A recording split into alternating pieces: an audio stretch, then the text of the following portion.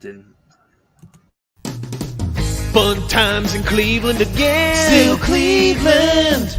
Come on down to Cleveland town, everyone. Under construction since 1868. See our river that catches on fire. It's so polluted that all our fish have AIDS. We see the sun almost 3 times a year. This guy has at least 2 DUIs. The flats look like a Scooby-Doo ghost town. Don't slow down in East Cleveland or you'll die. Our economy's based on LeBron James. Buy a house for the price of a VCR. Our main export is crippling depression. We're so retarded that we think this is art. It could be worse though, at least we're not Detroit. We're not Detroit. We are not Detroit. We are the Friends of Fantasy Benefits Baseball Podcast. I'm Justin Mason. That is Dave McDonald. Dave, how you doing, my friend? Good, buddy. How are you doing tonight? I'm doing well. It's late night. We're getting rolling here at 11:37 my time, and that means it's 2 o'clock, 2:37 in the morning, your time. So maybe a little bit loopy tonight, but we're going to talk some fantasy baseball and hopefully not answer too many fantasy football related questions. For those of you who are watching live, I changed the title to FWFB Fantasy Baseball Live, so that way maybe there wasn't as big of a confusion this time as there apparently was last time. Though we appreciate those people who joined us, whether they were looking for fantasy baseball or fantasy football content. Yeah, exactly. I hope we helped the people with their fantasy football questions last week, but hopefully more baseball today. Yeah, definitely more baseball today. Let's just jump into it. We're talking about a few news items that are interesting to us. Let's start off with what was one of the crazier things that have happened so far this postseason, and that's Eddie Rosario just being like out of this world good so far throughout the postseason, leading the Braves to the World Series. They're going to be taking on the Astros starting tomorrow. What are your thoughts on Eddie Rosario's huge postseason run? My thoughts are fuck that guy because he didn't do shit for us in Cleveland. Yeah. We knew he could go on a run like this. I was just, hoping he would do this in, April, May, June, July, anytime while he was still on the Indians, now Guardians. But no, he decided to wait until, the NL postseason to just go absolutely bonkers. But it's going to be interesting to see where people place him next year because obviously this guy, very talented, but had a shit season up until this. So it's always interesting to see how much the playoffs affect players' draft price. I mean, I think we often say it's going to, and it rarely does. Because people don't really look at postseason numbers. They end up, when they start making ranks, they start figuring things out. They don't really care about the postseason. So I think he's going to be. Where does the Rosarena go if not for the postseason last year? But he definitely went high, and I think that's a special case. But he was also crushing it in the regular season too. It wasn't it wasn't he only had an end. He only played for a month of the 2-month season. So right. I think had a Rosarena just had a huge playoffs, I think his price definitely would have gotten inflated like it did, but it wouldn't have been that much different necessarily. Or actually, no, it would have been a much different without a regular season kind of back up a little bit of what he did. Maybe. You bring up an interesting point, though. So you said that nobody looks at postseason numbers. Why do you think that is? Because if we're looking for players playing against top competition, isn't that the best source of that? It's just such a small sample size. Sure. I think there's so much because it's such a small sample size that can be honestly kind of skewed. You can get Chris Taylor, who's gone up against the Giants a bunch of times from the season, just have a huge series. One game samples. If you're only playing, for the Dodgers, for instance, the Dodgers played, 12 total games or 13 total games in the playoffs. So, Chris Taylor's 3 home runs look huge. Like, do we really want to overinflate that? Single game scenarios and put that into our calculus for the season. I mean, I think there are some things you should take a look at, right?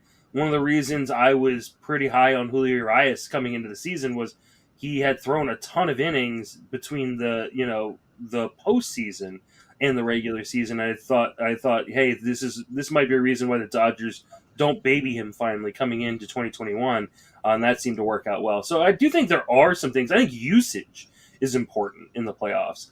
Individual performance, I don't know that you're going to glean too much from it. Well, so you're talking about, looking at it as important or more important than the regular season. I'm not saying that, but what about just counting it with everything else, like counting it as part of the sample, not counting it as its own separate sample? I mean, I don't think there's anything wrong with it. I think a lot of it is unnecessary work, though, because, I mean, to give people credit, when other people don't even have the opportunity to play in the postseason. Sure. I mean, it's more just I look at it as bonus information. Like, obviously, I'm not going to, a guy who pitches, 30 more innings in the playoffs than a guy who doesn't. I'm not going to say, oh, he's got more strikeouts. Obviously, that doesn't matter. Yeah. But just kind of looking at it as, okay, you're playing against obviously top competition here.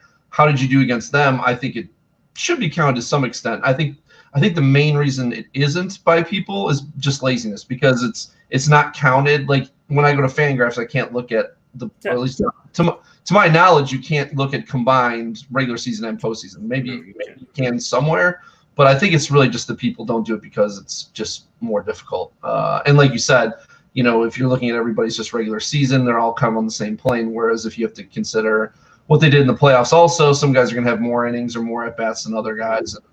But I don't know. I feel like it should be counted just as much as any other game. I mean, I think if there's something you identify by looking at postseason numbers, that's great. I think a lot of it's noise. Yes, you are playing against the best competition, but then are you going to downgrade someone who has a bad postseason? No, I just think it should be a part of the sample, altogether. I just think it's more information. But it's not part of the sample when we're actually talking about the stats that matter, right? So, I mean, I think the postseason is about as valuable as the preseason. Okay. I would honestly say the preseason is more valuable, but I mean, I think it's pretty close to being about as valuable in terms of like individual player performances. Okay. It'll tell you something, especially, and what's the most important thing that we look at in preseason, right? It's usage and it is health, right? Yeah. And that's kind of the two things I want to see from guys in the postseason, in terms of fantasy. I want to see their usage. If a manager decides he's afraid to go to a certain pitcher in the ninth inning, that tells me a lot about whether or not he's going to trust him coming into next season. Sure. If a manager lets a pitcher go deep in a game, or is batting a certain hitter, high up top of the lineup, like that, those are telling things for me. Or who you're using as your closer. Yeah, exactly. But if a guy goes 3 for 4 against, Corbin Burns, do I care? I mean, great for him. No, I don't really care that much. It's just one game. Okay. I mean, I can say that about any other game, though. I can say this game is just one game. It doesn't matter. It just, yeah, but you're getting a larger sample. Like if I told you to like. It's, well, right. I'm saying why can't it just be part of the sample altogether? I'm not saying it's. I mean, it can be. I don't think it's super useful though. I think you're playing those games under different conditions. Okay. Postseason is a different game. Sure. Yeah. But I mean, I would argue that it's tougher than a regular season game is. Yeah, but it's still a different game. Next season's not going to be tougher. So why why are we? It's comparing baseball and softball.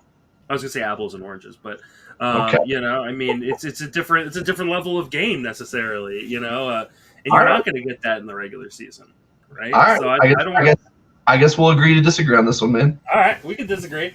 Let's talk about the next thing. That's Spencer Torkelson, top prospect, one of the top prospects in all of baseball of the Tigers. A serious ankle injury in Arizona Fall League. Not while we were there. You can't blame us. This has just happened. Where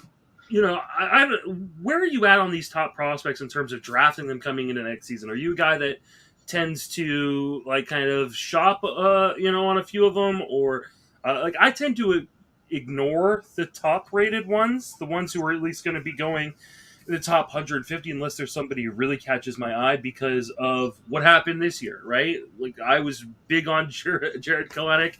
That did not work out well. So I was already probably not going to be getting very much Spencer Torkelson.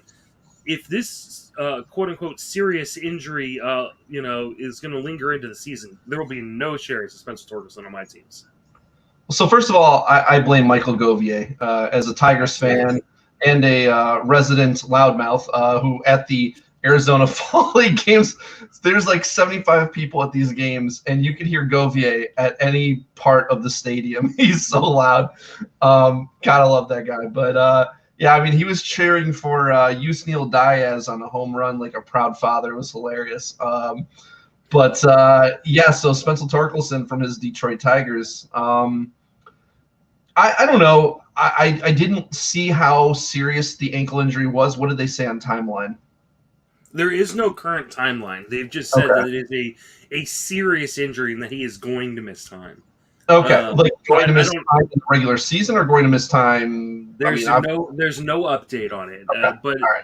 the way it read was like, oh, this is like a potential, like, I don't know if this is like an Achilles injury or if this is like, he broke his ankle.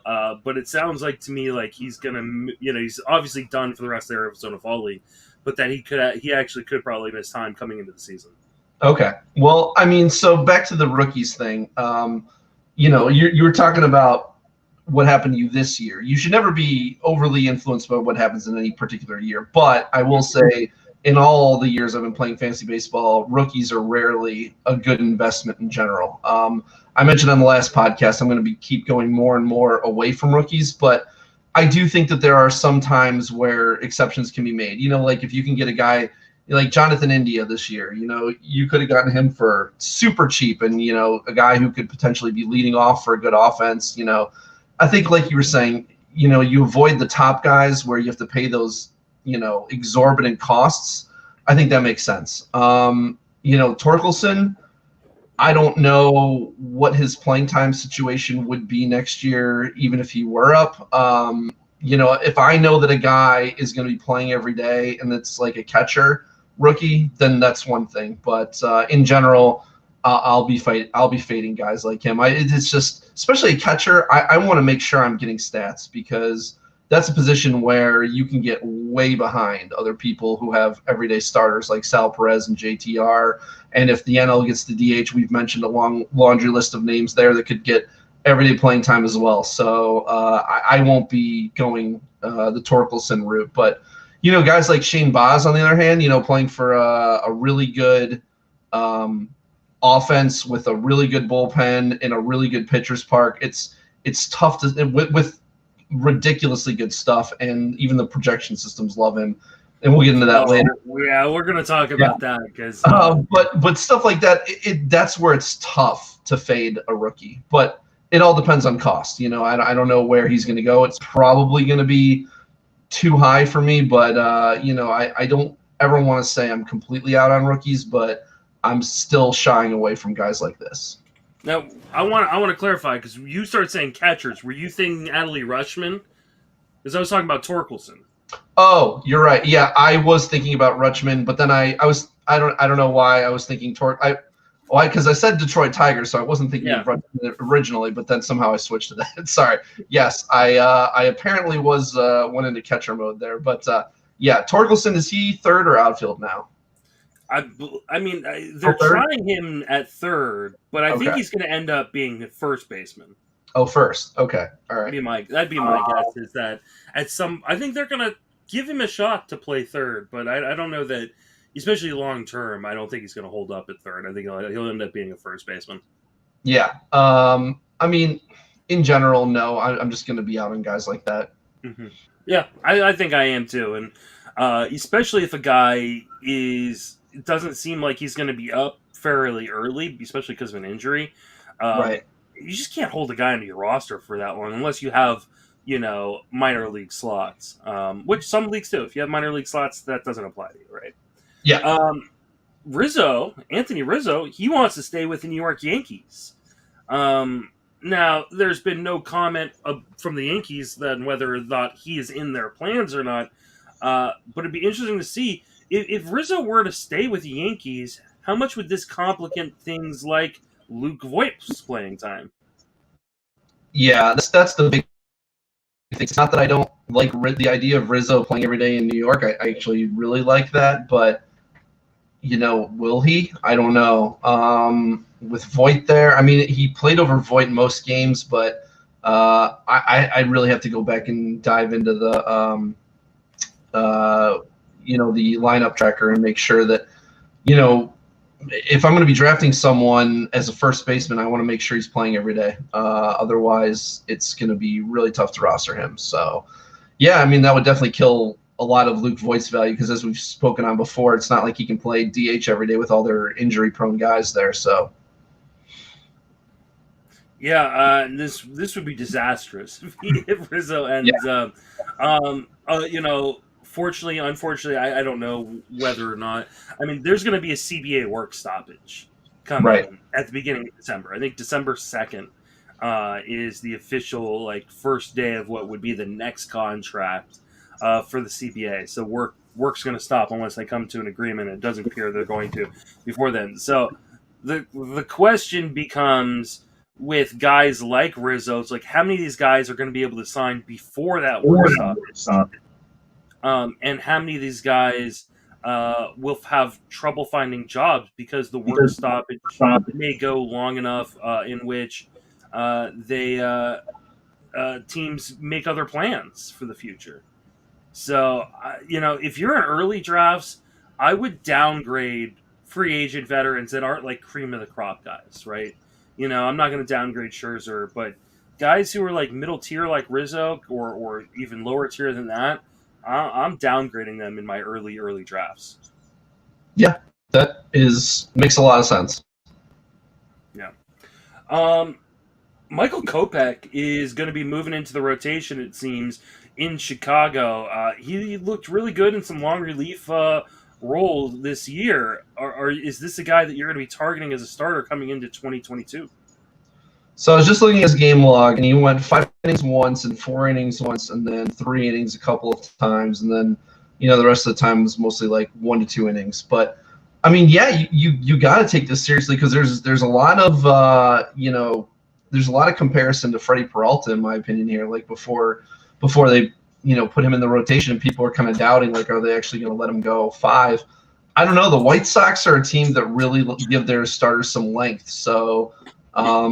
I'm not saying he's going to really be a 7-8 inning guy. I don't think he will be, but I think they could give him, 5 to 6 innings, and he definitely has, the talent to be a worthwhile starter. Now, it's hard to look at his numbers because it's mostly as a reliever, right? 2.7 Sierra, 1.13 WHIP. I expect those numbers to not be nearly that good as a starter, but. I mean, the guy throws 97. He went up from 95.4 miles an hour to 97.3 from 2018 to 2021, which is a 3-year jump here. But with when we've seen his stats, I don't expect him to go super deep. He pitched 72 innings this year. But I think if you can get close to 150 innings from him, depending on where he goes, he could still have value. Yeah, if he is going to be a full-time starter, and I believe the White Sox would like him to be a full-time starter, I could see him having like a Dylan Cease type breakout this year. And I say Dylan Cease because he is a starter on the White Sox, but also because he was being drafted outside of the top, 70, 80 starters and finished as a top 40 guy. And I think Kopech has not infinitely, but a ton more talent than Dylan Cease does. I honestly think that Kopech has the ability to be a number one starter in fantasy at some point. Unfortunately, I think the hype train is going to just go crazy on Michael Kopech. But, Steamer has him. Now, they haven't projected for only 64 innings because they haven't projected as just a reliever. Right. But they haven't projected for a 350 whip and a 350 ERA, 113 whip with what are you seeing for Steamer? 350 ERA. Oh no, sorry, 323. Yeah. ERA. Sorry, I was looking at his actual 350 ERA from this season. So okay. A 323 ERA, a 113 whip, and 110 whip, and then let's see, a 34% strikeout rate. Yeah. If you could project 140 innings, and he's got those numbers, we're talking about a top 15 starter. I mean, yeah, it's up there. So yeah, I mean, that's why you have to be interested. I mean, especially if you build your team such that you've got these horses at the front of your rotation where you can afford to take a guy who's not going to give you that kind of length later, but he's more like an upside play. Like he'd be like your SP, 4 or so. I think that would be a great fit. I use the comp of Dylan Cease, but I think your comp of Freddie Peralta may be much better because Freddie Peralta started a guy who was going outside the top 300 picks coming into draft season. By the end of it, was in the top 150. And that's what I feel like could happen with Kopech. Absolutely, it could. I do think that he might have to add that third pitch back, though. Like if he can add his change back, because Freddie Peralta throws his fastball 50% of the time, but then he also throws a change 10% of the time, a slider 26% of the time, and a curve 11% of the time. I think as a starter, you're going to need more than 2 pitches. But again, Kopech he has a curve and a change. He just didn't use them as a reliever, but he can bring them back if he goes back to starting. Yeah, no, you would definitely need a third pitch, but I mean, like you said, he's got him in his repertoire. He just didn't need him as a starter. So yeah. Let's go ahead and move on to the next discussion point, and that's Jordan Hicks. He's preparing to enter the rotation in 2022, or the Cardinals want him to enter the rotation. This feels like something that is going... I mean, this feels like every Cardinals offseason we have this with some player, right? I mean, last year it was Alex Reyes. It's been Carlos Martinez before. I don't believe this. I don't buy that this is going to happen full time. Do you? No, I don't. I think he's preparing for it, like to give him another option. But I neither think it'll happen, nor do I think it would go particularly well if he does. So I'm far less interested in Hicks than I am in Kopech. Yeah, I mean, Hicks has not been able to stay healthy as a reliever. Right. In what world is he going to be able to stay healthy as a starter? I mean, I think if he was able to figure it out as a starter and was able to stay healthy, we get to turn off injuries for for this season. I think he could be a dominant starter, but I don't buy that it's plausible. Yeah, I don't know that he could be. I mean, he doesn't really have any off-speed stuff. I mean, granted, I guess he could be like a Lance Lynn type guy with the sinker and cutter combo, but I don't know, that his velocity was what made him so impressive as a reliever, and that's going to go down. I mean, granted, it'll still probably be like 97.5 or something as a starter, but I don't know. I don't think he can hold up as a starter, and he's pitched less than 40 innings over the last 3 years, so obviously that's a huge concern as well. Yeah, I'd love to see what the projections would be as him as a starter. Would it be 100 innings? Maybe. Well, Steamer hasn't projected for 1 inning, but I think they just do that for a lot of guys that they have question marks about. Like they did that with DeGrom also. Yeah, this is why I like the depth charts as opposed to Steamer, because it's just prorating Steamer over Fangraphs staff depth chart projections. So Right. Unfortunately, this is all we have out right now. So Yeah, this will change here in a few weeks, but it's interesting. This feels like the earliest steamers ever come out. it Usually, we get does. a steamer 600 first, Yeah, and it does and feel then that way. but this year no steamer 600 yet. But we already have steamer projections. So Twitter was ablaze today. We had hot takes everywhere. A lot of hot takes. Mm-hmm. Jameson Taillon, he's gonna be out 5 to 6 months. He's questionable to start the 2022 season. We talked about him, I think it was last week, right? And I was kind of not really buying it back in. You were a little bit interested. Have you changed your tune now? Yeah, I mean now if I'm drafting right now, I'm less interested for sure. Unless it's like a draft and hold league where I can, get him real late and just hold on to him until he comes back and he's healthy. But he's not a guy right now being questionable for the start of the season that I would want, on my roster, taking up one of my limited bench slots where I, in leagues that don't have the IR slot like NFBC. Yeah, and I mean, for those of you who are doing like draft and hold drafts and things like that right now, I would say it is a bad strategy to stash these kind of guys because you are going to lose so many people between now and opening day, just randomly, like the James Paxtons of the world, even the Suganus of the world. Right? We were drafting him coming into draft and holds in November last year, and and there's nothing worse than being, in August and not having enough starting pitchers to be competitive in strikeouts and wins. That's a great point. I was speaking more like come March or whatever when you're drafting. In draft and holds, you need to draft as many healthy guys who are playing. Like it's basically just a game of who can have the least amount of zeros and not suck. It's really all you're trying to do to win draft and hold leagues. So, right now I'm not drafting anybody who has any injury question marks about them whatsoever, pretty much. Absolutely. Then Ronald Acuna may not be ready to play until May. This was a guy who I think he went in the back end of the first round in Arizona. And I've seen him go. Sounds right. I think around like 10, somewhere like that. Yeah, and then I've seen him go kind of in that spot in other drafts so far. Where do you think he falls if we're not thinking he's going to be able to play until May? Yeah, so we did on the Tool Shed pod. We did a 2-round mock draft, and I ended up taking him at pick 7 overall.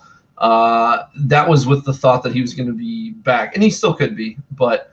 If I'm drafting right now, there's a couple guys I'm taking. Like Betts went at 8, and I would take him over Acuna right now for sure. But I think right now he probably falls to like the later part of the first round. I think even if he misses a month, I think people are still. I think he's still going to go in the first. Okay, let me rephrase the question. Where would you draft him? Okay. If we're talking like March and he's definitely missing the first month of the season, I'm taking him. I don't know if I'm taking him. But if I do, it would be like late second probably. Okay. I think my answer is very similar.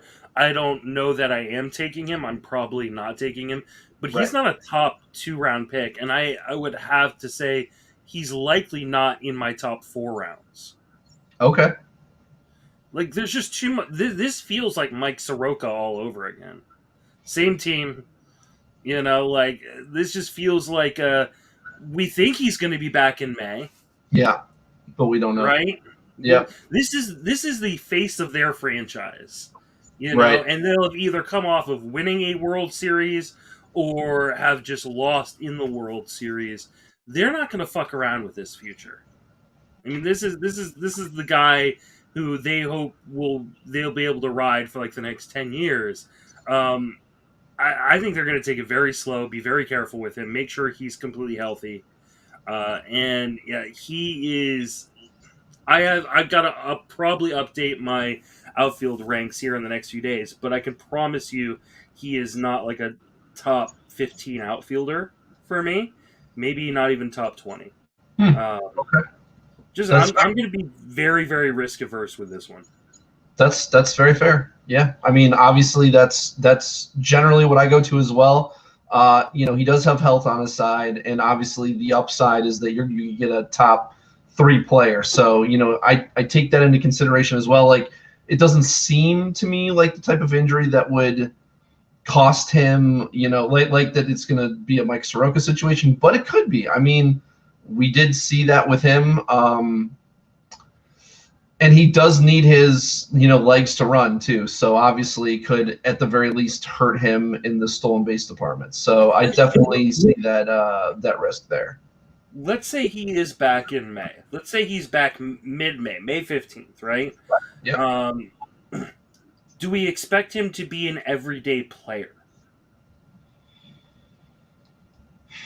I would expect him to be eventually. I don't know if he would be right away. Okay.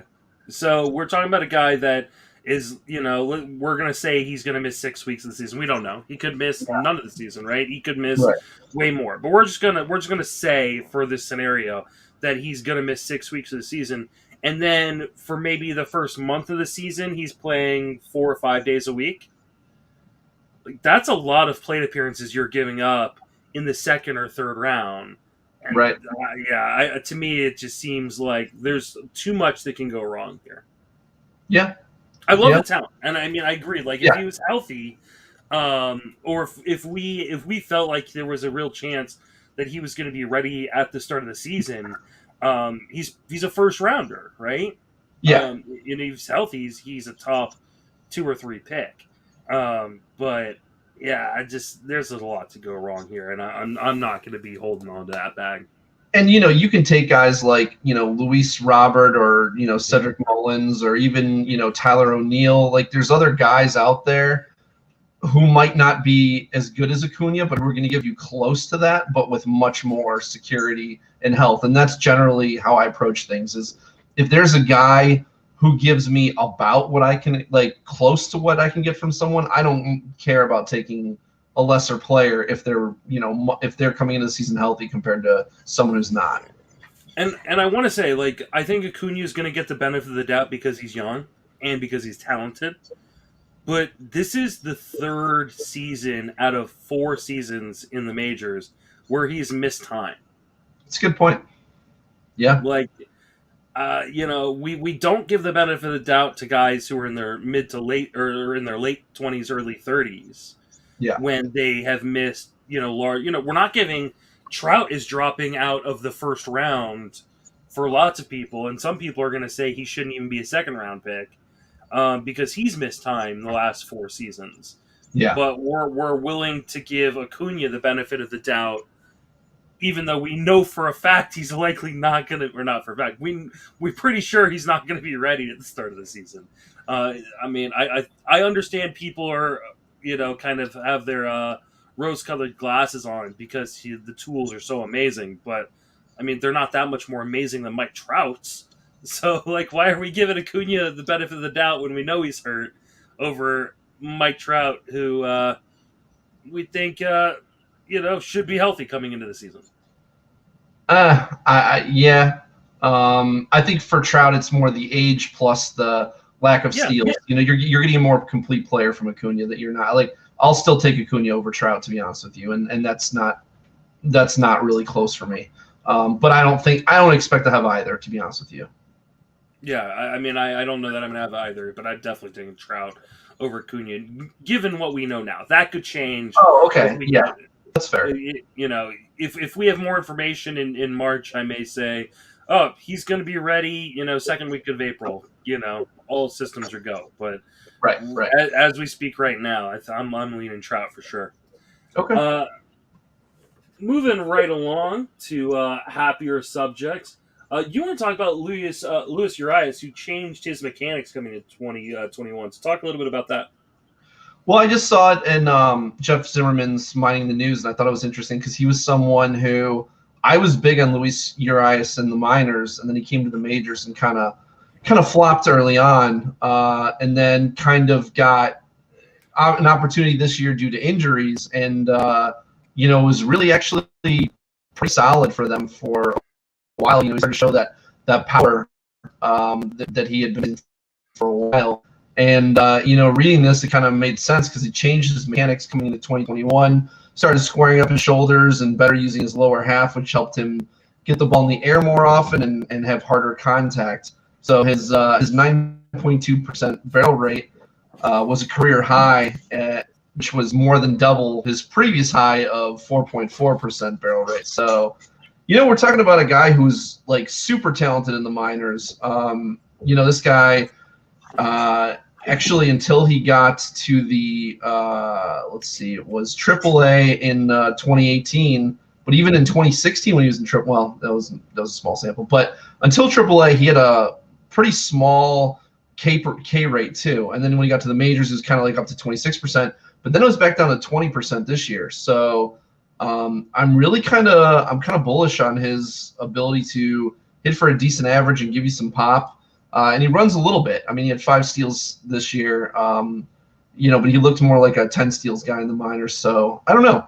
I just think he's kind of an underrated asset and a guy who I believe should be eligible at second, short, and third base this year. So I think he's a guy who is a sneaky value, assuming he gets, that third base job or any starting job with the Brewers. I think I'd be in for this year. I think he'd be in a lot of my lineups, a lot of my teams. Yeah, no reason to think he won't be their starting third baseman. And I think he's got pretty good contact skills. And he, like you said, that was really kind of his calling card coming up through the minor leagues. Was he was a guy who was going to make a ton of contact. We didn't know how much power he was going to have, but the power piece has come at the cost of a little bit of contact. But it's a nice little combination he has there, and I like that. I like that Milwaukee lineup. I think they will give him kind of free run, and I love the multi-position eligibility. He's definitely a guy that I'm going to be targeting in drafts in 2022 just because of that multi-position eligibility and the part that he plays in. Yeah, and so with knowing that he changed his mechanics, it kind of legitimizes that growth. Not that guys can't just have that growth. It was like his third season, I think. Yes, I believe so. Well, he had some like very small sample earlier, but yeah, it was pretty much like his third, and it was his first full season too. So yeah, I think there's a lot to believe in there. Yeah, I'm just bringing up Steamer's projections on him. They have him 252, 12 home runs, 4 stolen bases. In only 374 plate appearances, though. I was just about to say, only 89 games. I think he's going to beat a lot of that. So, if we kind of prorate that out to a full season, he's looking at, 19 or 20 home runs, 7 stolen bases. I like that. I'll be interested to see where he goes in drafts. I mean, he had 23 homers this year. I think you put him down for at least 20 and say that he can hit more than that. So, and I definitely think that he's going to improve on that 249 average from this year too.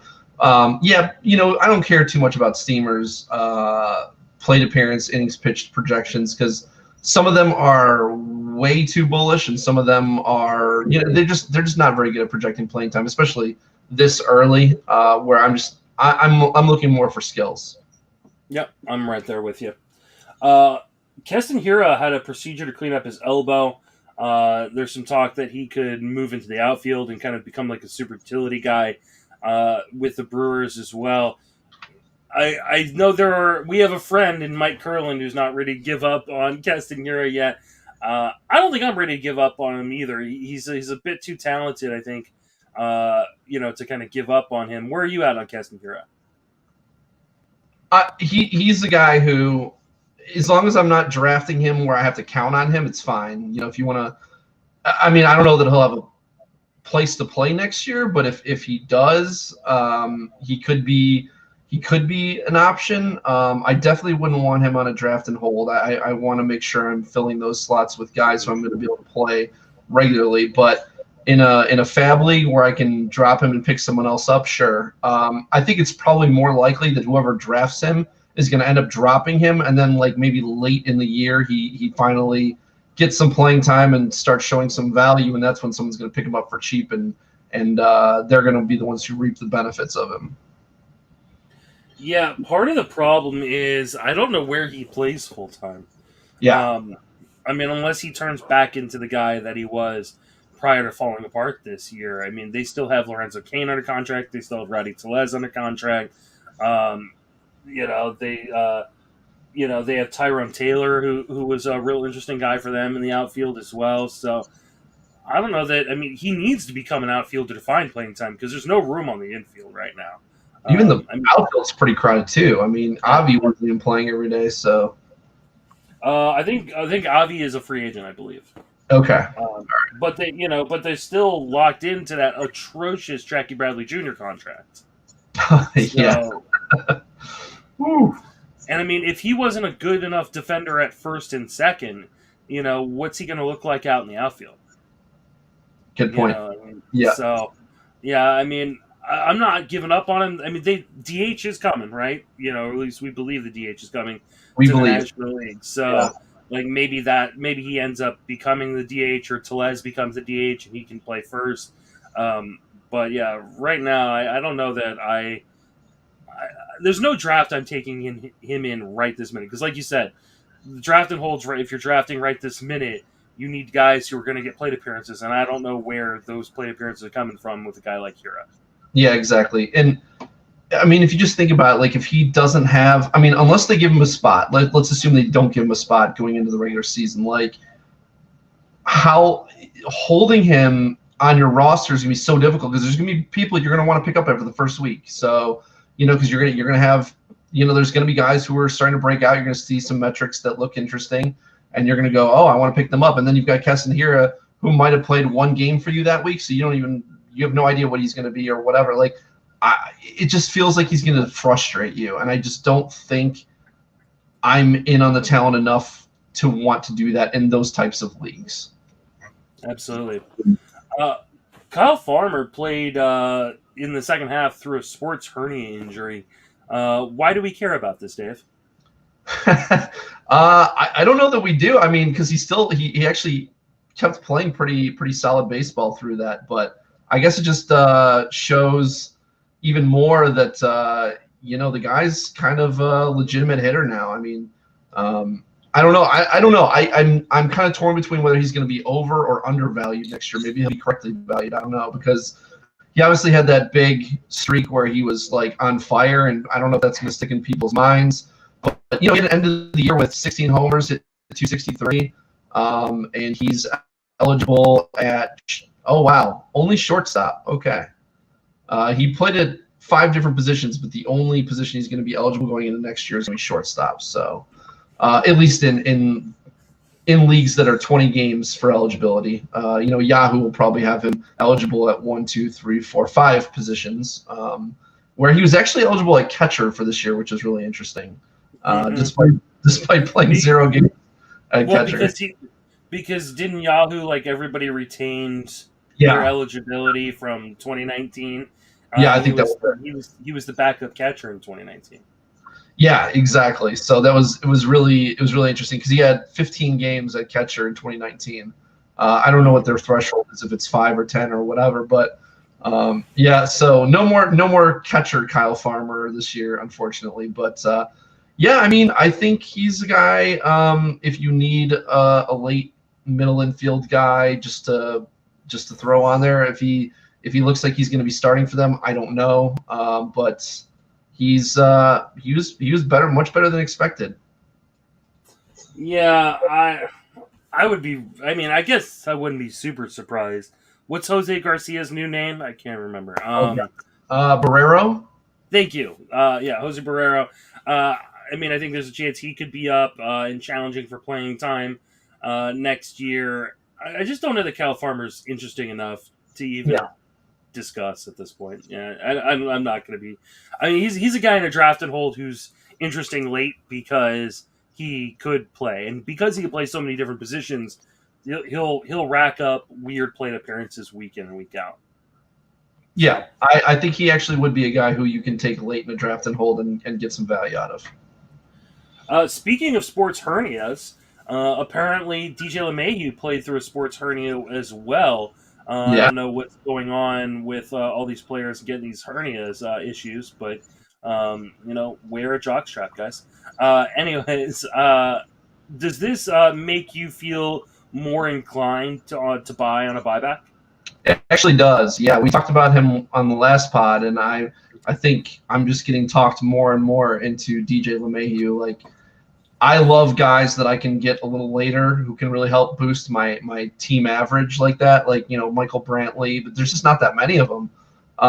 And I forget what his eligibility is coming into this year. First, second, and third. Okay, yeah, I mean that's awesome. I'm almost afraid that he's going to be a guy who actually gets a lot of, ironically, gets a lot of helium despite having a really off year. Just those guys with those, 3 multi-position eligibility added into the fact that, he was playing injured and, he's on a good offense. And the Yankees kept putting him in there every day pretty much and playing him at leadoff a lot too. So, I don't know if we'll get to it or not, but Masters Ball has him ranked as their 48th best hitter. So, a little higher. Only 4 spots behind Story. So, for whatever that's worth, but I do think that he'll find his way in some of my teams next year. Yeah, he's already on my only team I've drafted so far this year, and that's because I took him in the Arizona Fall League draft. So I was already on board. I feel like people are just going to push him down way too far. Though, if guys like Todd's a really smart guy over at Masters Ball, is ranked at 48th, maybe he won't be falling as far as I thought. But definitely a guy I'm going to target, especially in my early drafts. As a guy multi-position eligible, like you said, the batting average piece is huge late, and still hitting Yankee Stadium in a good lineup. High up in that really good lineup. So I like LeMahieu a lot. All right, let's talk about our hits. Right, we talked about our misses last week. I mentioned the fact that I think one of the few things, or one of the things the industry does not do well as a whole is kind of taking your L's. So we took our L's last week, right? So this week we're taking our victory laps, which you and I are very good at doing. So I don't know about that. So why don't you go ahead and start off with your catcher? Who's your catcher victory lap? It's the guy that I had pretty much more shares of than everybody, and that's Sal Perez, which was definitely the guy to have this year. For me, it was Sal Perez in like 80% of my leagues, and then where I needed a catcher too, I pretty much missed on everybody. So really just goes to show it's kind of like closers. I'm really getting more and more towards wanting to invest in early catchers again, especially with hopefully an NLDH this year. But Sal Perez saved a lot of my offenses this year. Just mega season, and I don't expect that again, but I do expect a very good hitter, maybe 35 homers and playing every day, which assuming he can stay healthy, is huge at the catcher position. I was looking at his RBI. He's like 120 RBI or whatever this year. He literally has close to 100 RBI more than a lot of people's catchers too. So think about that kind of difference there and how that affects your team, and that's what he did for me this year. Yeah, he was huge. He was this guy. I think he was my miss last week. I wish I had gotten some more shares of Sal Perez. My hits are guys that are a little bit lower on the totem pole, but both finished as top 10 catchers. I was really big on Buster Posey and Tyler Stevenson coming into the year. Both are guys you were getting super late as your catcher twos. Even paired them on a couple leagues. Posey was coming off of the year off, right? Right. And but the thing that had kind of derailed Posey's career, if you want to say it gotten derailed, was injuries. It was nagging injuries. It was catcher injuries, right? He caught a lot of games, between the regular season and the postseason. He got nicked up. It really left him unable to tap into his power or hit for a batting average in the way that he had early on in his career. And I felt like the season off could help rejuvenate him. It did. And he was able to stay healthy all season long, which is huge. The Giants are protecting him in a way that they haven't protected him in the past. So he's not going to rack up the Sal Perez type of at-bats. Though, with a DH, he could this year be a guy who gets more plate appearances than he did in 2021.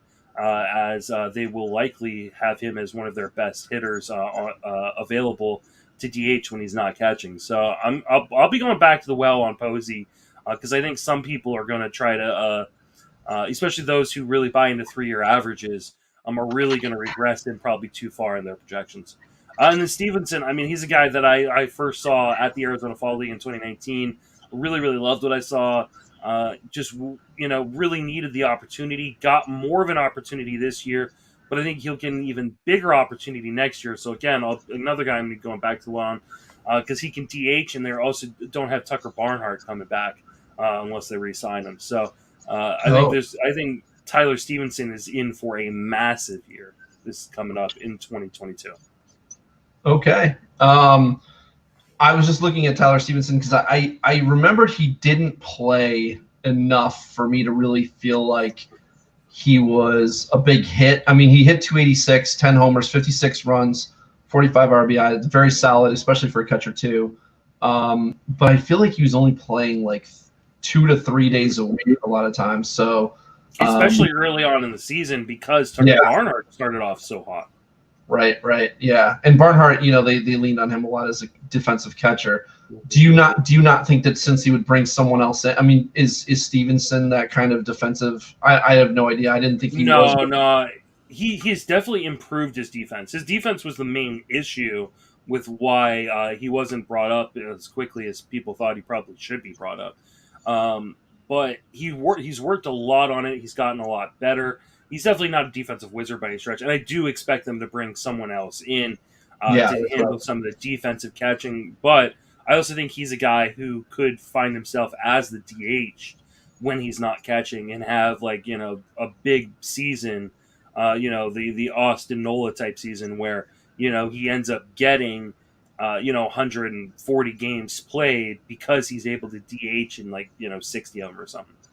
Yeah, I was gonna say he'll probably get a good amount of the DH, but they definitely have other guys that they're going to need to play there as well. Because Winker, they're definitely going to want to take advantage of him at DH. I don't know what their plan is for third base with if they're going to let Suarez start there again or not. And they've got Moustakas if he ever stays healthy. They got Akiyama, Aquino. So, but yeah, I mean, it'll definitely help him a lot, and I would still love him as a C2 next year.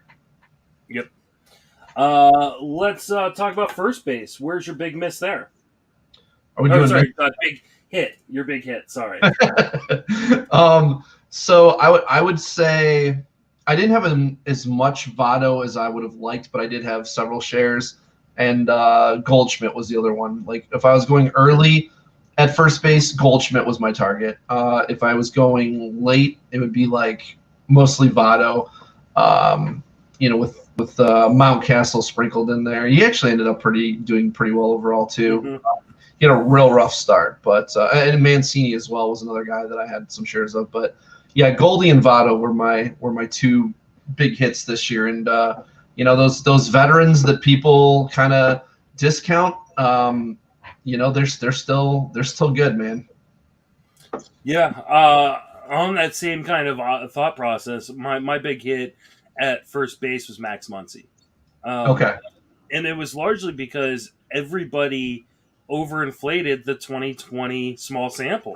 Right. And here's one of the spots where the playoffs did matter, right? Because what happened in the playoffs in 2020 is Max Muncy was Max Muncy. And it kind of it gave me the ability to go, oh, okay, he's actually fine. Like he's just gotten unlucky in the 2020 regular season. And I took a bunch of him, especially because he was first, second, and third eligible in a bunch of I had him both my main event teams. I had him a bunch of leagues, and he definitely helped me profit in the leagues where I won or cash. So Max Muncy, he's my dude. I hope he's healthy heading in to 2022. That's the only scary part because I think he will continue to be just a really, really solid first baseman, and also eligible at second and third. Yeah, and guys with his contact profile, they're going to have those streaks. They're going to have those big hot streaks and cold streaks, and he did that as well this year. Like his first half was ridiculous. I mean, he was looking like an MVP candidate for a while, and then he kind of faded hard down the stretch. But when you have that contact profile, you're gonna have those stretches, and that's why when you looked at the 2020 stats, you couldn't take that much.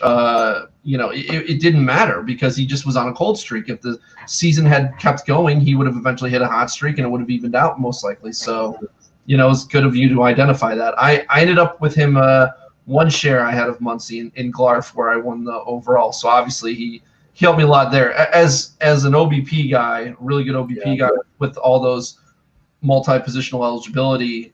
He was a great value for me there. What about second base? What was your biggest hit there? Second base, if I was going early, it would I hit on Altuve. Late guys that I liked were Jazz, who also had shortstop eligibility, Jazz Chisholm, and then Ty France, who was also, I think, first and third eligible. I can't remember. First and second, or first, second, and third. I don't. But yeah, Ty France is a guy who I was on the previous in 2020 because I was hoping that he would be, as a catcher eligible player, that he would get the playing time, but he didn't really until late in the season. And then when he got traded to Seattle, I was like, oh man, now he can finally get that playing time. And they played him every day, hit him third to fifth. It was great for how late I got him. It was he was a key cog for me this year. Are you going to be going back to the well on him? Do you think there's some more growth potential? It depends. I mean, I do like him still.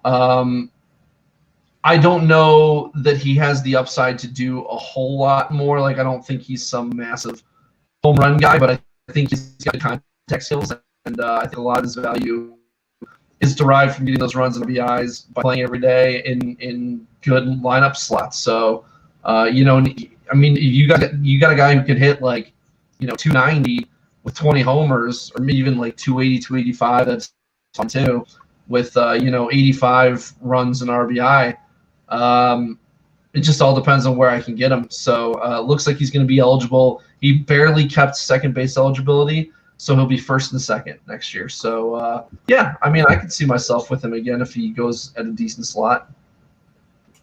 All right. There were a number of hits at second base for me. I mean, I was a big Marcus Semien guy.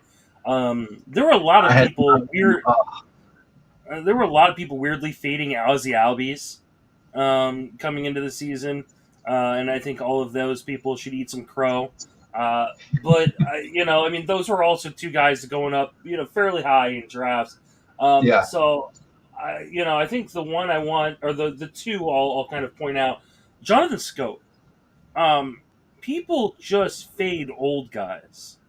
And Jonathan Scope, full-time playing time, he just always produces. He's what Ty France probably should turn into at some point. Is just a guy who he's going to hit 20 home runs, going to have a decent average. He's going to rack up some runs in RBIs and be woefully undervalued coming into drafts. And the fact he picked up first base eligibility this year was great. But Jonathan Scope will just continue to be one of those guys that everybody underrates because he's not a sexy guy. But really, at the end of the year, he just produces money for your fantasy teams. And then the other one was Ryan McMahon. Another guy, triple eligible coming into the season. I saw the path of playing time. He played very well. Definitely struggled at times as well, too. I'll be interested to see where he goes in drafts because I don't think he's going to be overrated considering how he kind of finished the year. Yeah. McMahon's tough to read. I don't know where I'll be with him. But Scope is a guy I had a couple shares of as well, and I agree. He was extremely overlooked, and I think that's the thing is you want to look at those bad offenses later in the draft because a lot of those guys, Marlins, Tigers, Mariners, a lot of those guys get so overlooked, and Scope was so solid. So, yeah, I thoroughly enjoyed the couple shares I had of him because you got him so late. Yeah, and not only do those guys get overlooked because they're on bad teams, people don't take into account that players on bad teams play. They play every day. There was never any competition for Jonathan Scope's playing time. And sometimes it's, yes, maybe their runs and RBIs suffer because the team around them isn't that great. But guys like Jonathan Scope, Adam Frazier was another huge example of a guy who just was a huge boon for me, and I know for a lot of people, because he was on a bad team. You knew he was going to play every day. Right. Targeting those guys, I think, is kind of an underrated and under-talked about asset in this industry. Yeah, I mean, obviously everybody wants guys who play every day and are on good offenses, but, those guys are typically the guys who go in the first, 6 rounds. So when you're talking about rounds 15 through 25, you'd rather get the guy who's on a bad offense and playing every day in like a 3 to 5 slot than a guy in a good offense who you have no idea how much he's going to play. Yeah. What about shortstop? Where's your big hits there? So as I mentioned, it was a big part of my strategy last year to get shortstop early in the first 3 rounds. So, I didn't really have any late guys that I had because it was all early. So Trey Turner and Tim Anderson were 2 guys who I had in a lot of teams last year. So, both very good once again. So, no complaints with that strategy. The early shortstops were really good. Yeah, I was right there with you. I went after a lot of the early shortstops, guys that went late that I ended up grabbing as MIs. Willie Adames. I've always been a big Willie Adames guy. I continue to do that as well. Ahmed Rosario was a guy who, I got some late in some drafts that turned out a pretty decent profit at the end of the year, in spite of the fact that he kind of struggled early on. I wish I could say that I was on Brandon Crawford, but I don't know I don't think Brandon Crawford was drafting Brandon Crawford in leagues. So, but I already mentioned Marcus Semien. I don't know if there's much more than that. So I'm assuming these hits are just draft because I had Crawford and I picked up Crawford in several leagues, but I didn't. You can talk about that. What did you identify with Crawford that made you want to pick him up? Because I was watching him every night, and I still couldn't figure out what the fuck was going on. It was a while ago, but something about he changed his swing, and then later I saw an article about it. Anytime I see some kind of change, it can give me like reason for hope that there's actually like legitimizes their new approach and that maybe this could stick at least for the season. And so, yeah, just looking at him, like the metrics were better. You kind of keep an eye on the metrics, but early on it could be just small sample or whatever, but he was playing every day and I needed someone to throw in, especially in my super league where I had just injuries everywhere from the start, including Tatis. So I was looking for a shortstop, and I had Jazz, but I needed a middle infielder, and Crawford was out there, and I was like, well, hey, he's hitting the ball well. It looks like he might have changed his stance, and that's why. So I picked him up just because I needed a guy, and then once I had him, instead of just dropping him again, I kind of looked into things and was like, okay, should I hold him? And it was like, yeah, I think I should. And then obviously he just became an obvious hold from there on in. And I picked him up in, 3 or 4 leagues. So he actually ended up being huge for me this year. Right, but I didn't draft him. No, I don't think anybody. I drafted him, funny enough, in 2 DCs. Oh, nice. Just because I was like, I need a shortstop who's going to play. Yeah. We knew, like, Crawford, as long as he was healthy, was going to play every day at shortstop for the Giants. Great defender. Ended up, working out great for me. But it wasn't because I was targeting him. It was like, oh, this is the last shortstop that's going to play every day that's available. Yeah, exactly. I mean, anytime a guy is a really good defensive player, you feel better about their chances to keep a lineup slot because even when they're cold, you pretty much have to leave them in. Yep, Matt Chapman. Speaking of which, let's move to third base. Where were your big hits at third base? Yeah, no Matt Chapman for me, thank God. So I only had 1 or 2 shares of my boy J-Ram, but man, that guy just never disappoints. I mean, like he's never someone that people are super excited to draft, but the guy just produces every year. Like I don't know if you can come any safer than J-Ram. I mean, maybe Trey Turner, but yeah, I mean, just awesome when I do have him. I actually paired 2 different Trey Turner teams with Manny Machado. Then in the second, I really liked that pairing. So I had Machado on several teams, and then I also had Austin Riley on a bunch of teams as well. So it was a situation where even though I knew he was going to start the season hitting 7th, I was just super bullish on him. I thought he was going to have a huge breakout year, and he did. He was pretty awesome. Had him in maybe 3 or 4 leagues, which for me is a bigger portion than for a lot of you who play like 50 leagues. Hey, I have not done a draft since we got back from Arizona, and I know it's only been a week, but that's saying something. Congratulations. Well, and I'm actually, the more and more I think about it, the less likely I feel like I'm going to be to jumping in some of these early drafts when we don't know what the CBA situation is going to look like. So I may pair. We'll see. As your wife is DMing me about how you're full of shit and you're going to be in like 70 leagues with Zach, Nope. and I mean peer pressure and all that. We'll see. We'll see. No, I think I'll be fine. We'll see though. Like you said, I was big on Jose Ramirez, Devers, Machado. Those guys I was definitely targeting early. A guy that I got in some late drafts that ended up turning a good amount of profit, especially early on in the season, when you first kind of banking it, was Isaiah Kiner-Falefa. And it was just because he was going to play every day, and I had an argument with Paul Sporer, actually on the ITL podcast prior to the start of the season. We were talking about him because he was still catcher eligible in Yahoo. Oh, yeah. And I was like, this guy's going to end up being like a top 10 catcher. Absolutely. Plays every day. Yeah, I think he was 5th or 6th in terms of catchers on Yahoo. Stole a bunch of bases.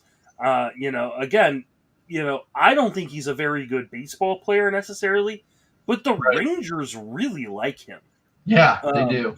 And so, while, I don't think he's necessarily a guy who's going to light the world on fire at any point. I know he's going to play every day. And he's got speed, which is always useful. And you were able to get him outside the top 250 picks, which is great to get a guy who can steal you some bases outside the top 250. So thank you, Isaiah Kiner-Falefa. I appreciate you helping out a bunch of my fantasy teams this year. I had a couple shares as well, but unfortunately, I didn't have him in the leagues where like Yahoo, where he was catcher eligible, but that was because I was making damn sure when in a one catcher league like that where every day they play, like you can make daily changes. I wanted an everyday catcher because I didn't want to have to carry several catchers and guess who's going to play which day. So in those leagues, I made sure to get Sal Perez in every one of them. Let's move to the outfield. I'll go first here because we all know what I'm going to say, and that Cedric Mullins is a god, and nobody should ever question anything I ever say again because no one was Yeah, that'll work. No, I mean, Cedric Mullins is my dude. I mean, there was definitely a bunch of other guys. I was big on Kyle Tucker. I think it was Zach who was saying, like, hey, let's forget that I was fading Kyle Tucker coming in the year. But Kyle Tucker was one of my guys. But, there's going to be no bigger win for me probably in my entire career of doing this fantasy stuff than Cedric Mullins. I bought the jersey, wore it this weekend, and I love that dude.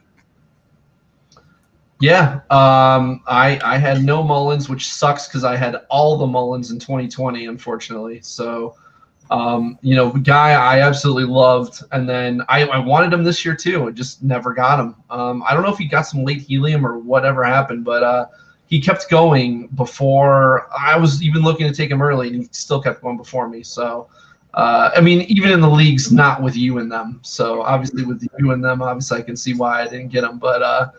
I would have to say probably my biggest hit in terms of guys that I had the most were probably Mitch Haniger and Avisail Garcia. Garcia was a little frustrating at times because they would never really play him every day, but he still produced. Like the guy was still really, really good. And I'm actually looking forward to him going to a different team next year, hoping that he'll actually get everyday playing time. But Mitch Haniger was just awesome. I was hoping he would go back to running a little bit, but he didn't. But he made up for that with his power. So he was just phenomenal this year. And I also got some late shares of Benintendi as a post-type guy. Everyone was kind of down on him. And once I saw that it looked like he was going to be hitting second, and he he didn't hit second the whole year, but he stayed up in that top half of the lineup, and he had a really solid year in Kansas City. And then Brian Reynolds, who we talked about a little bit last week, he was your miss. I had several shares of Brian Reynolds as well, and he was pretty awesome. Yeah. I wish I'd gotten more Brian Reynolds. I wish I'd gotten more Mitch Haniger. The injuries scare the hell out of me. Are you going to be targeting Mitch Haniger if he's like, say, a fourth rounder? Because I feel like that's where he's going to go. No, fourth round, really? Wow, no. I mean, he was pretty damn good. He is good, but he's a power guy. Like, he doesn't give me any speed, and he's not like going to hit close to 300. So if all I'm getting from a guy's power, there's 0% chance that I'm taking him in the first 4 rounds.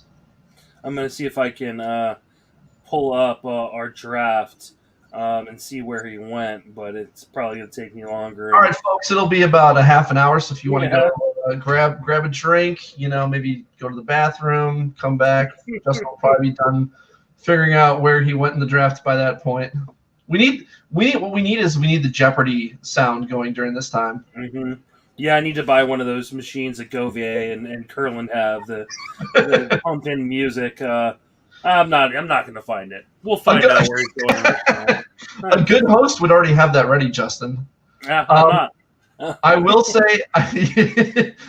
say, I'm very certain he didn't go in the first 4 rounds because I had him circled at one point where I was thinking about taking him coming up, so I know it couldn't have been earlier than I feel like it was like the 6th, maybe even later. I don't know, but I'm pretty damn sure it wasn't the 4th or even 5th. But yeah, I can't find it. I'm moving on. What about starting pitcher? Oh man, starting pitcher. All right, so I had a lot of misses as we discussed last week, but I also had a lot of hits. Thank God. The guys who I was looking at early were or at least who I got based on where I was drafting, were Beeler, Woodruff, Morton, Zach Wheeler, and Kevin Gausman. All of them had phenomenal years, and all of them were guys that I really, really wanted, especially like Woodruff and Wheeler were guys, and Gausman, who I pretty much tried to get on every team that I could. Morton and Beeler, I got less of. Obviously, Beeler depends on where you're drafting from. Unfortunately, I had a lot of draft slots that were late in the first, so he was usually my second rounder on the comeback when he was available, and just so solid.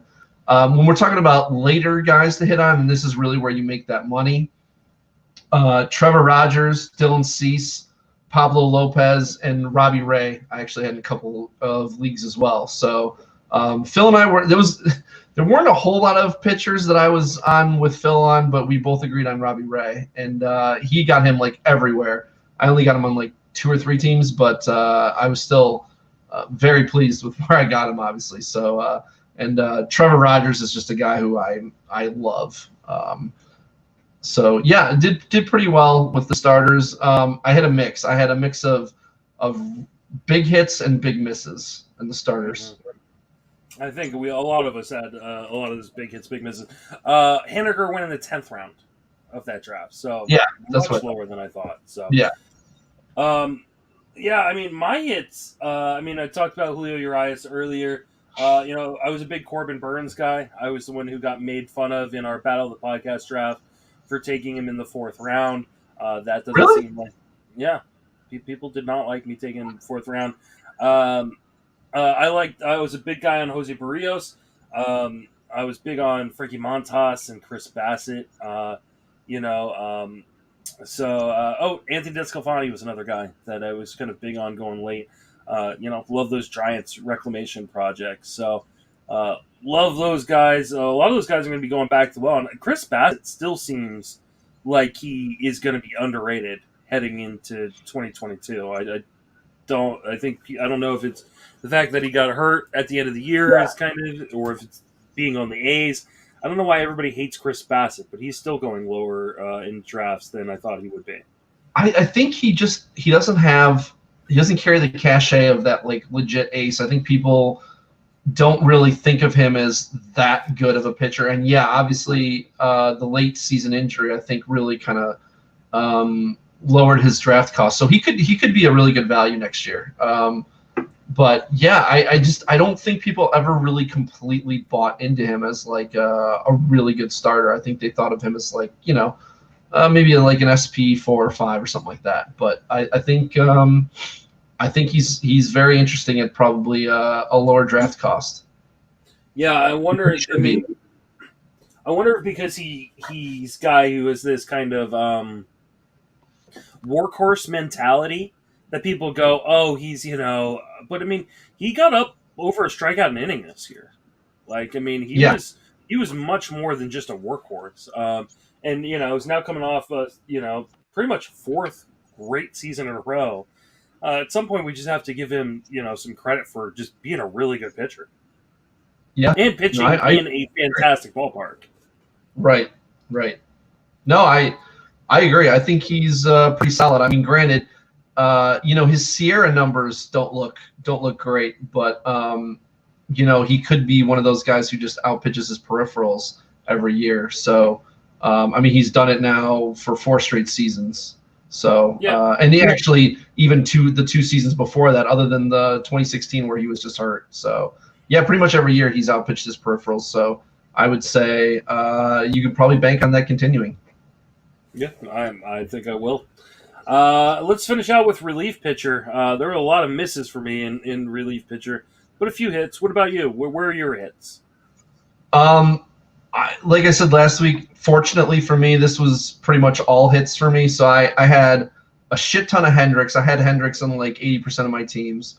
I also had Ian Kennedy was my favorite late guy, so I had him on a lot of teams.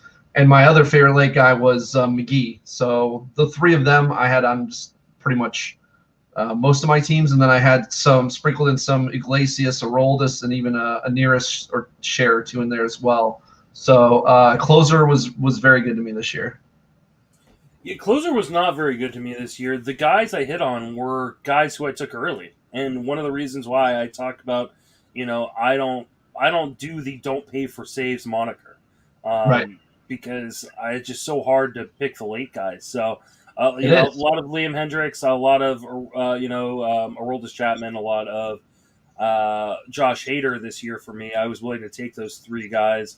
I'll still be willing to take kind of those top end guys heading in 2022 for sure. I just I don't want to fuck around with it. No, and you really shouldn't, unless you have a lot of confidence for whatever reason in getting a guy a little later. But even then, you have to make sure you take him early enough to like guarantee you get that guy then. But I will always be taking one of the top closers, and top according to what I think is the top, not according to necessarily what the market thinks. But now McGee being the Giants closer, were you in on him at all, or were you? No, because I didn't believe that Kapler would pick a guy. I don't blame you. I missed on I was joking. I was like, I did really well on closers, but I sucked at guessing what the Indians were going to do. Like I was not on Class A whatsoever. I knew it wasn't Karinchak, but I thought they would go to Wickren, and boy did he have a horrible year. Emphasis on horror, because that guy just wrecked me this year. So I mean, thankfully you could drop him, but in my drafting holds, I kept throwing him in as like a reliever when I needed a guy, and he kept getting blown up. It was just the worst. So, I guess we just didn't have a great read on our own teams this year. Yeah, I mean, part of the issue was I knew how much Kapler liked Tyler Rogers. And so, I really thought, and he did keep trying to go back to Tyler Rogers throughout the year with kind of varied success. But, I mean, McGee was just dominant before getting hurt. It'd be interesting to see what they do in 2022, because I think a lot of people are going to want to go and draft Duvall. We saw Duvall go, I think, in the 8th round of our draft in Arizona. If he's going in the 8th round, I'll be drafting McGee in the 17th. Yeah, exactly. Round of that. So no, yeah, and like you said, they could always go back to Rogers at any time too. It's just that there's too many guys there. I mean, it certainly looked like Duvall was their most trusted reliever, but I could easily see them reverting next year. And I think with McGee, it looked like when he was, I don't know what the I think it was when he was at 95, he was like basically untouchable. But then when he was down to 94, I think he was getting smacked around a bit. So we'll have to see where he's sitting come spring. Absolutely. All right. We didn't go into too much depth with those. I think it's a little boring to take too many victory laps, but had to give ourselves a little pat on the back for some of the calls we got right in 2022 or in 2021. But let's talk about 2022 and the steamer projections, because I mean it's the first projection system we get to really see, Right. at least that are widely publicly available. Right. I mean, I'm pretty sure Todd Zola over at Masters Ball has his projections done and are up, but that it's underneath the paywall. I recommend you paying for it. Todd does amazing work. You should pay for the Masters Ball subscription. But let's talk about Steamer. First things first, 2 hitters have a batting average or projected batting average over 300. That's Juan Soto and Vladimir Guerrero Jr. Any thoughts? Yeah. I mean, so obviously projection systems are pretty conservative in general when it comes to this stuff. Like, you don't see guys projected for like 315 to 325 average and stuff like that. Obviously, Soto and Vlad can both hit 330 plus. But you can't count on that. But I've been saying it for a while. I think one of these years, Soto's just going to have a monster, like 350, 360. I think he's going to hit like that high of an average, and could be next year. I don't know. So I mean, it's no surprise to see those two at the top. They have Soto at 307 and Vlad at 306. But yeah, I mean, that's what you're drafting those guys for. You're drafting them for their power and their average, and then you're obviously getting the counting stats along with it, and Soto will give you a little bit of speed on top. Are you drafting either of these guys? Soto, I expect to have. Yeah. I typically like more speed and not an outfielder to start with, but I think I'll probably have at least one Soto share. Vlad, no, I don't think I'll have any Vlad. Yeah, how about you? The lack of speed with Vlad makes it really difficult, and first base is fairly deep, so it seems unlikely. I think Soto's definitely a guy I could end up with, in spite of the fact I just traded him in a dynasty-ish keeper league. Wow. Yeah. What'd you get for him? I got Rafael Devers, DJ LeMahieu, 2 first-round picks, and a prospect, a top 100 prospect. Okay. Are those first-round picks worth a lot? They are. Okay. It is a 30-team, 100-man roster league. Wow. Okay. So we're talking, you're talking about 3,000 players are rostered in this league. And so the minor league depth is really important.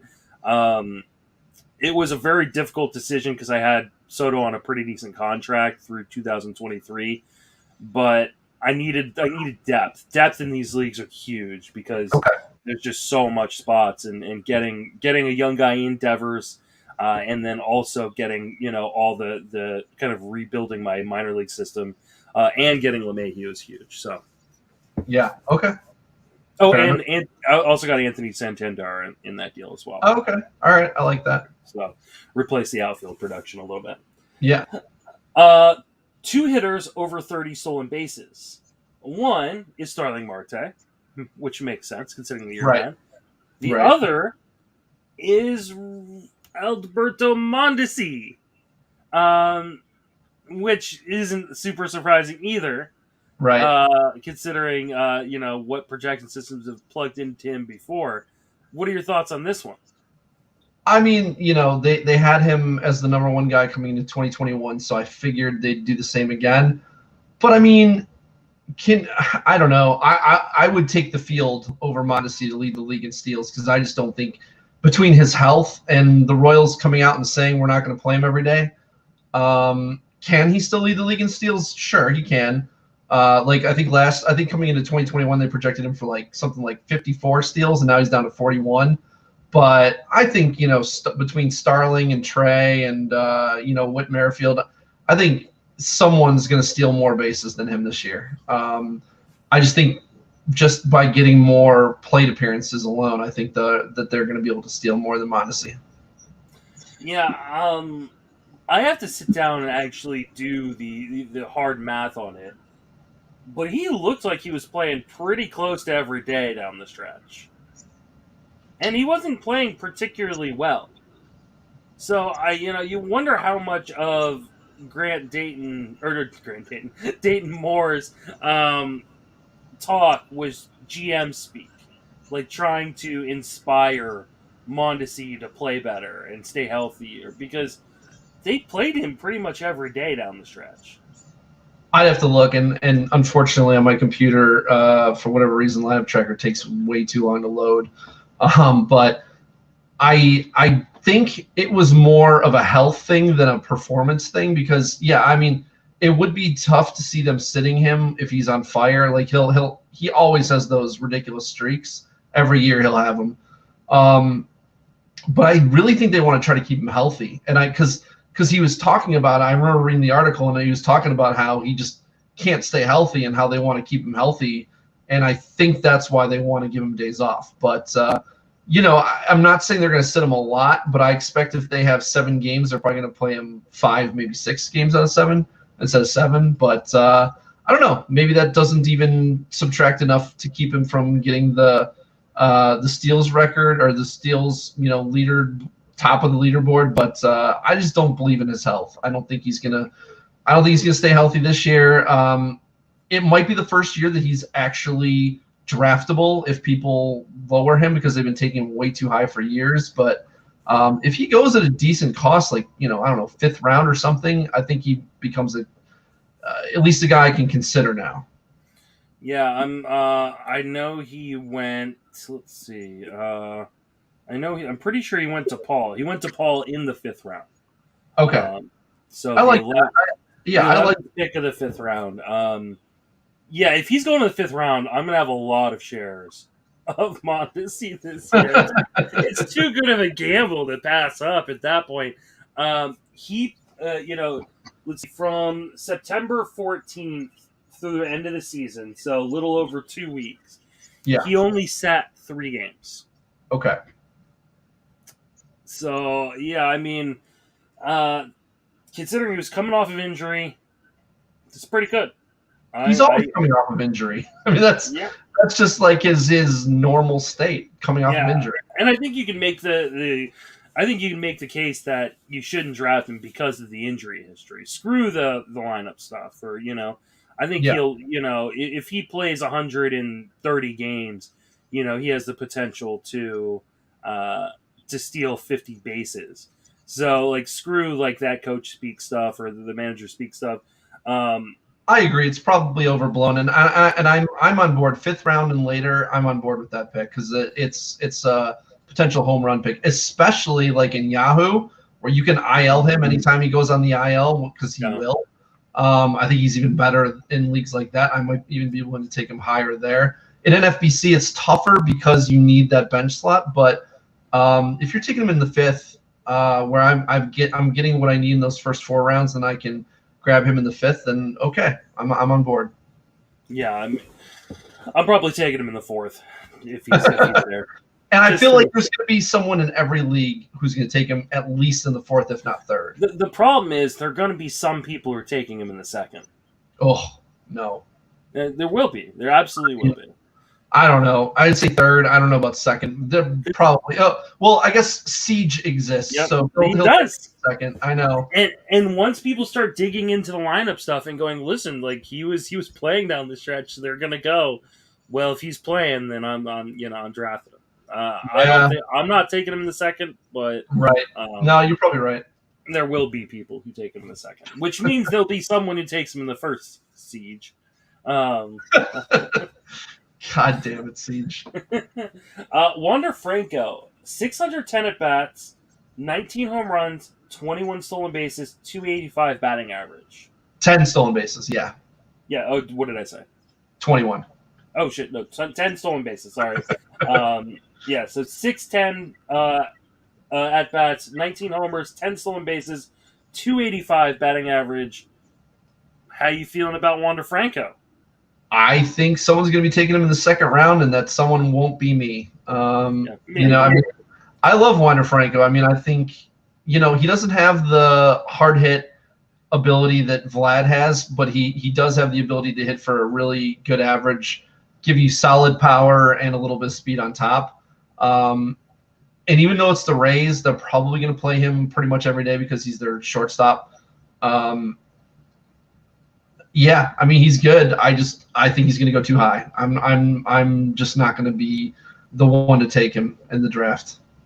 Yeah, I'm right there with you. I mean, if he had a carrying tool that I thought was completely finished, I might be like, like if because I do think at some point he's going to be a 300 hitter. I think he's going to be a perennial 300 hitter at some point. Yeah. I don't know that I'm ready to say that is happening in 2022. But is he like, where would you take him compared to like Whit Merrifield? I mean, Whit Merrifield gives you pretty much the same thing, except for way more steals. So yeah, because he doesn't have the stolen bases. But yeah, like he could be what we thought we were getting from DJ LeMahieu, which was 20 home runs, 10 stolen bases, and a 300-plus batting average. Like I think that would be happening. The problem is we also were getting triple eligibility from DJ LeMahieu. Right. And you're not going to get that from Wander Franco. So I think Franco probably should be a 4th rounder, which is still saying a ton about a kid who's super fucking young. Right. And I do think even though he plays on the Rays, he'll play every day because he's there's everyday shortstop. That being said, I'm not paying the price that I think Franco's going to get, and people are going to go crazy over him. Agreed. Luis Robert, I believe it is Robert. We are going with Robert now? Okay. I believe we are. I know it's gone back and forth. People don't know whether to say Robert or Robert. I believe Robert is where where he has said that is what he's called in Cuba. So 577 at bats, 29 home runs, 14 stolen bases, a 282 batting average. What are you doing with Luis Robert? Yeah, so what was really interesting to me was the 282 batting average. I mean, this was a guy who really struggled with strikeout rate when he first came up, but he really improved it this year. He was down below 21% K rate, which is really good for a guy who hits the ball as hard as he does. I just need to know that he's, because he had that right leg tightness or whatever. It doesn't sound like a major injury, and Jeff Zimmerman has him on his list of hitters who played through a 2021 injury as well. I'm kind of interested as to why the steals projection was as low as it was, though he only stole 6 in 300 plate appearances this year, so I guess maybe it's not as low. I guess I'm just thinking because he's so fast that he's going to run more, but maybe he has the ability to run more. I guess it's just maybe that the White Sox want to keep him healthy, so they don't want, to tax him and risk him running more. But, the guy just smokes the ball. And if he's healthy coming into the year, I love him because he's a guy who can easily give you return first-round value, and who you can probably get in like the maybe early 3rd, maybe late 2nd, something like that. So he's a good target in that range, I think. Yeah, this is hard for me. I love Luis Robert, and I love the potential talent, in spite of the fact that people are going to say, oh, you were super down on Luis Robert. Because people are overinflating him. People are expecting him to become something that he's not. Yes, the strikeout numbers were much better this year. The swinging strike percentage was still 16%. Like, those strikeout numbers are coming back up. Now, maybe not to the extent, and he did make a lot more in-zone contact. So I think around 86%, which is great. So I do think that he could probably maintain like a 270 batting average over the course of the year. The stolen bases, like, I think people think he's going to be like a 20 stolen base guy, or maybe even more than that. The White Sox don't run a ton. Right. This is my whole argument on Nick Madrigal. Like, everybody was like, oh, Nick Madrigal. I was like, what happens when Nick Madrigal doesn't run? Because the White Sox don't run. Like, they were 22nd in stolen bases this year. Like, I mean, they're just not. That's not part of their team philosophy. And like, Right. I don't think that's changing. So do I think he chips in stolen bases? Sure. Yeah, 10, 12, 15 stolen bases, sure. But like, for those who think he's going to turn into like a 30-20 guy, I think that's crazy. And I think the fact he's going in the second round is crazy too. He's Really? not a second rounder. Have you looked at Kyle Tucker's projections? Because I feel like as much as I love Kyle Tucker, it's crazy to me that people are taking him in the first half of the first round. This is also a guy who doesn't steal 20 bases. His projections are 31 and 14 compared to Robert, who's 29 and 14. So two less homers for Robert, 282 to 275. So Robert projected for a higher batting average as well. So explain to me why Tucker should be a first rounder and Robert doesn't deserve to go in the second. Because Tucker's done it. Tucker was 30-14 this year. Okay. Robert's never done it. Not over the course of the full season. Is 30-14 a first round year? If you think there's growth potential on that, I think that's where it comes down Well, to. the Astros don't run either, so I don't think there's any real growth in the stolen base department unless you're saying you think there's growth in the home run department. I mean, I think he can hit 35. I don't think he's going to hit 40 plus though. I mean, maybe, but I'm not. I think doubt he could. Okay, so if you're taking Tucker in the first round, are you taking him assuming, or not assuming, but hoping that he can hit 40 plus? Is that the thought? Yeah, I'm thinking he is he's potentially a 40-20 guy, which is what I said coming into 2021. Is I thought Tucker could be a 40-20 guy.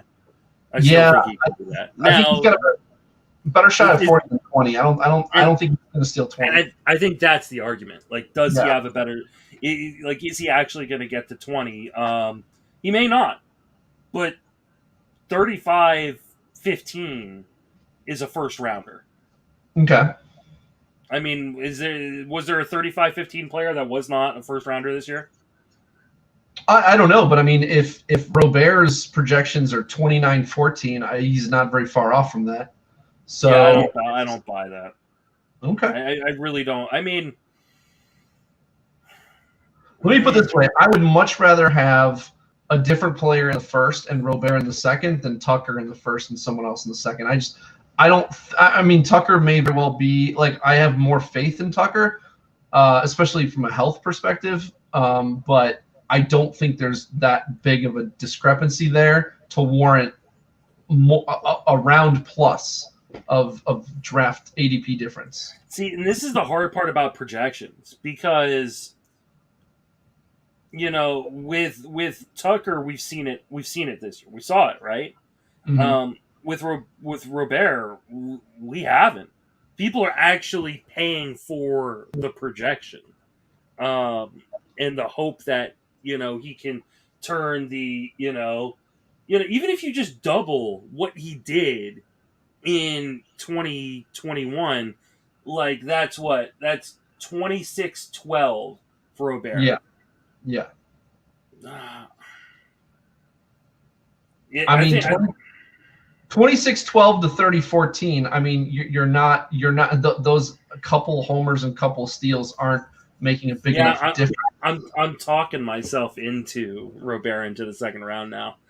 Oh man, I'm really gonna have to. Robert may be a second rounder. I may be backtracking a little bit on that, but it's difficult, man. It's difficult when you haven't seen a guy do it to kind of put the money. And, you know, he probably is a second rounder. You can say the projections are full of shit. I mean, like, you don't have to agree with now projections have gotten much better over the years. Like, I used to ignore projections completely. I no longer do. But you can certainly say, I disagree with the projections. So if that's your take, then that's fine. I'm just saying, I think the skill sets are very similar. The team philosophies are very similar. Same position, both young guys. I think they're very, very comparable. And I can get a much better pitcher in the mid first than I can in the mid to late second, where I would much rather have that pitcher plus Robert than Tucker and whatever I can get the second, if that's the route I'm going. Yeah, I think that's a fair argument. I think if that is how you set up I think I'm more likely to take the hitter in the first and the pitcher in the second, but I can see the argument to be made to do it the other way around. I think it really depends on where I'm at in KDS. Like, where is my draft slot? Yeah. On whether or not I'm going to be willing to do that. Like, I would not feel super confident starting, like, at the, taking Robert at the beginning of the second round. But if I was at the end of the second round, I might feel a little bit more comfortable with it.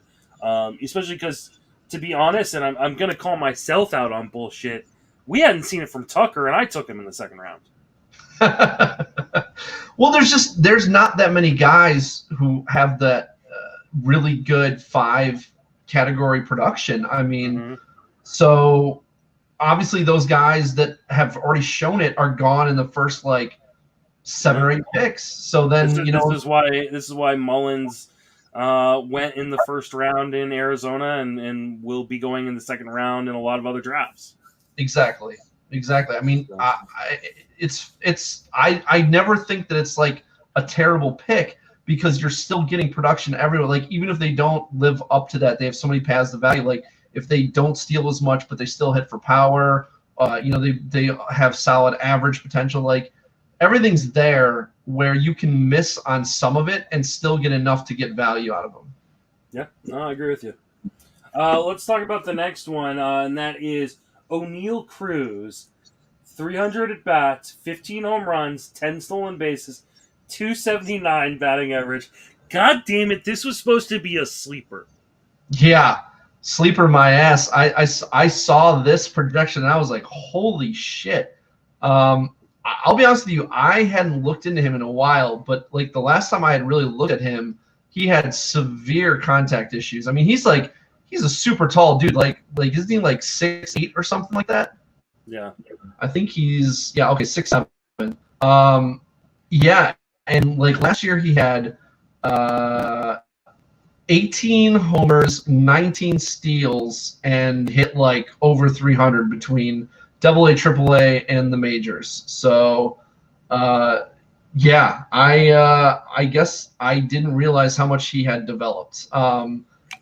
Granted, his BABIPs were very high at AAA in the majors and 40 plate appearances, but I mean, this is a guy who has to start to be taken seriously with a projection like that, especially the Pirates, where if they can't find a spot for him, I mean, where else are you going to play? Yeah, this is fucking bullshit. This is exactly Brian Hayes all over again. This was a guy that I had circled to get late, and now he's going to be in the top, 15 rounds of drafts, and God damn it! Yeah, I love O'Neal Cruz. this is so. I'm super annoyed by this. Did you take him in the FPAS draft? No, I don't believe anybody did, but he may be. I do have the first pick. You do the startup, and it may be O'Neal Cruz. You thought you'd be taking him in round 35, not round 24, but here we go. I thought I'd be taking a closer when we started back up again, and now if I'm gonna have to take Cruz in the fucking 23rd round, 24th round, what a fucking bunch of bullshit! Stupid fucking projection systems. Yeah. Right. Brian Buxton, 546 at bats, 31 home runs, 16 stolen bases, 265 batting average. You put LOL next to the 546 at bats. I mean, come on. I mean, you'd be lucky to get 400. So, I mean, you can project that out all you want. He's become. It's interesting. What's interesting to me is that obviously the projection systems are definitely buying into the power. Not saying I wasn't, but it's pretty definitive. He can run more than that, but I don't think he will because they do want to keep it. They've talked about this enough where I believe it, and the Twins are definitely a team that give guys days off. Like most players on the Twins get at least 1, maybe 2 days off a week, especially a guy like Buxton. They need to try to keep him healthy, but Buxton is the immovable object You cannot keep him healthy. It will not happen. He will fall short of that at-bat projection, guaranteed. Well, I mean, here's the thing. Okay, Oh, boy. so Boy. if you add up his plate appearances from 2020 and 2021, it does not reach what the projection says for 2022. So clearly, there is a mistake that has been made here. That being said, players have just the dream season. Every year there's a dream season, right? Yeah. At some point, Buxton will have a dream season.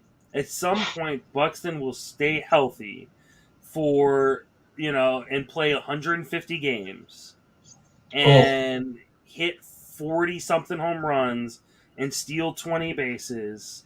The problem is we just have no idea when it's going to happen.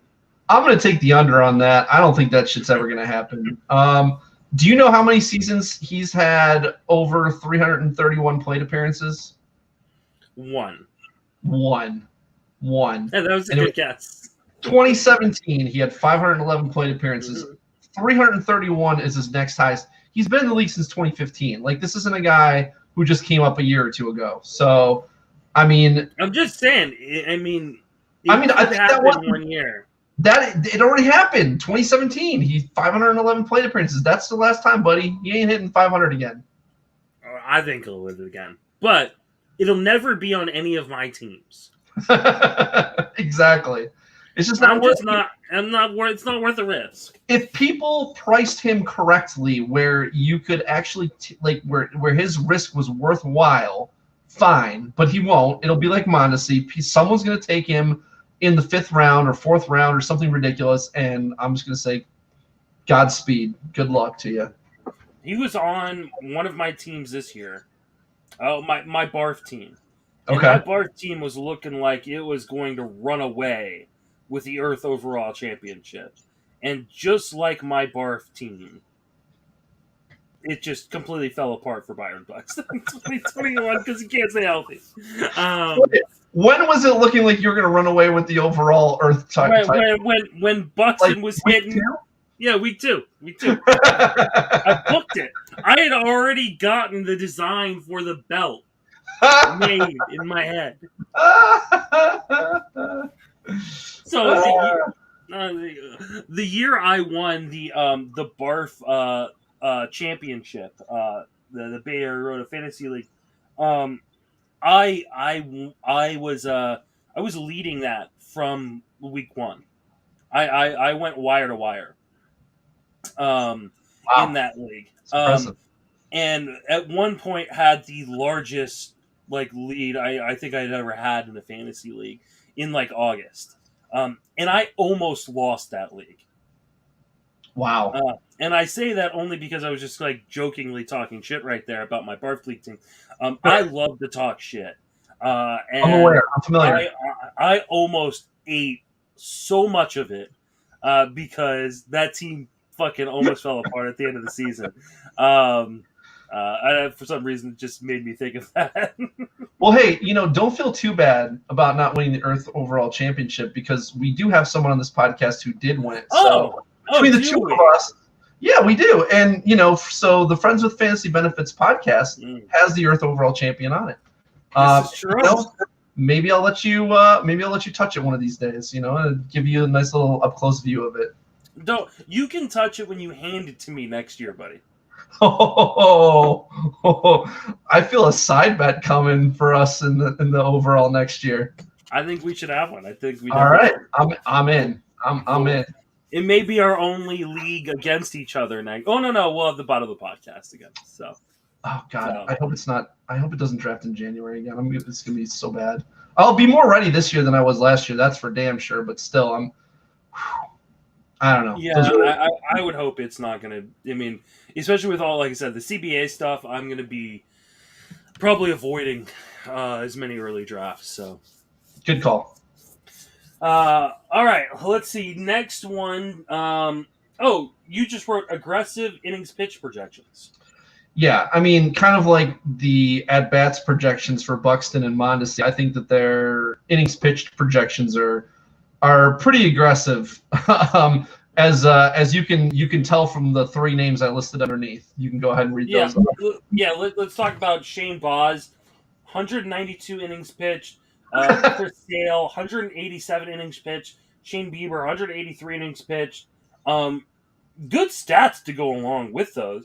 Baz, Yeah. 374 ERA, 119 WHIP, 10.2 strikeouts per nine. Chris Sale, 3.57 ERA, 114 WHIP, 11 strikeouts per nine. Shane Bieber, 3.36 ERA, 113 WHIP, 10.8 strikeouts per nine. Those are all great numbers. What did Sale end up finishing with? Like 25 innings pitched? I don't know, but I will take like heavy under on all of those projections. Like those are just absurd. Sale had I'm definitely taking. Yeah, I'm definitely taking the under on both Baz and Sale. Yes. I don't know that I'm taking the under necessarily on Bieber. Okay. If Bieber's healthy coming into 2022, I mean, he threw 214 innings in 2019. Oh no! Don't get me wrong. I mean, okay, I probably misspoke a little bit. Baz and Sale are absurd. Bieber could certainly hit 183, and he has easily the best shot at remotely coming close to their projection. I am still afraid of his health situation, but Fair. better than Sales. And I mean, Shane Baz, like, we don't even know if he's going to be like a full-time member of the rotation to start the year. This is the Rays. Like, they play guys 5 innings a lot. So, I mean, with their pen, they don't need to push their starters, and they don't. So I don't know what they're smoking over there, projecting him for 192 innings, coming off of pitching. Well, I mean, he did pitch 79 innings in the minors and then another 15 innings in the majors. So he pitched 94 innings this year, which is more than I thought he did. But I don't see them jumping him 100 innings and just deep into games. No.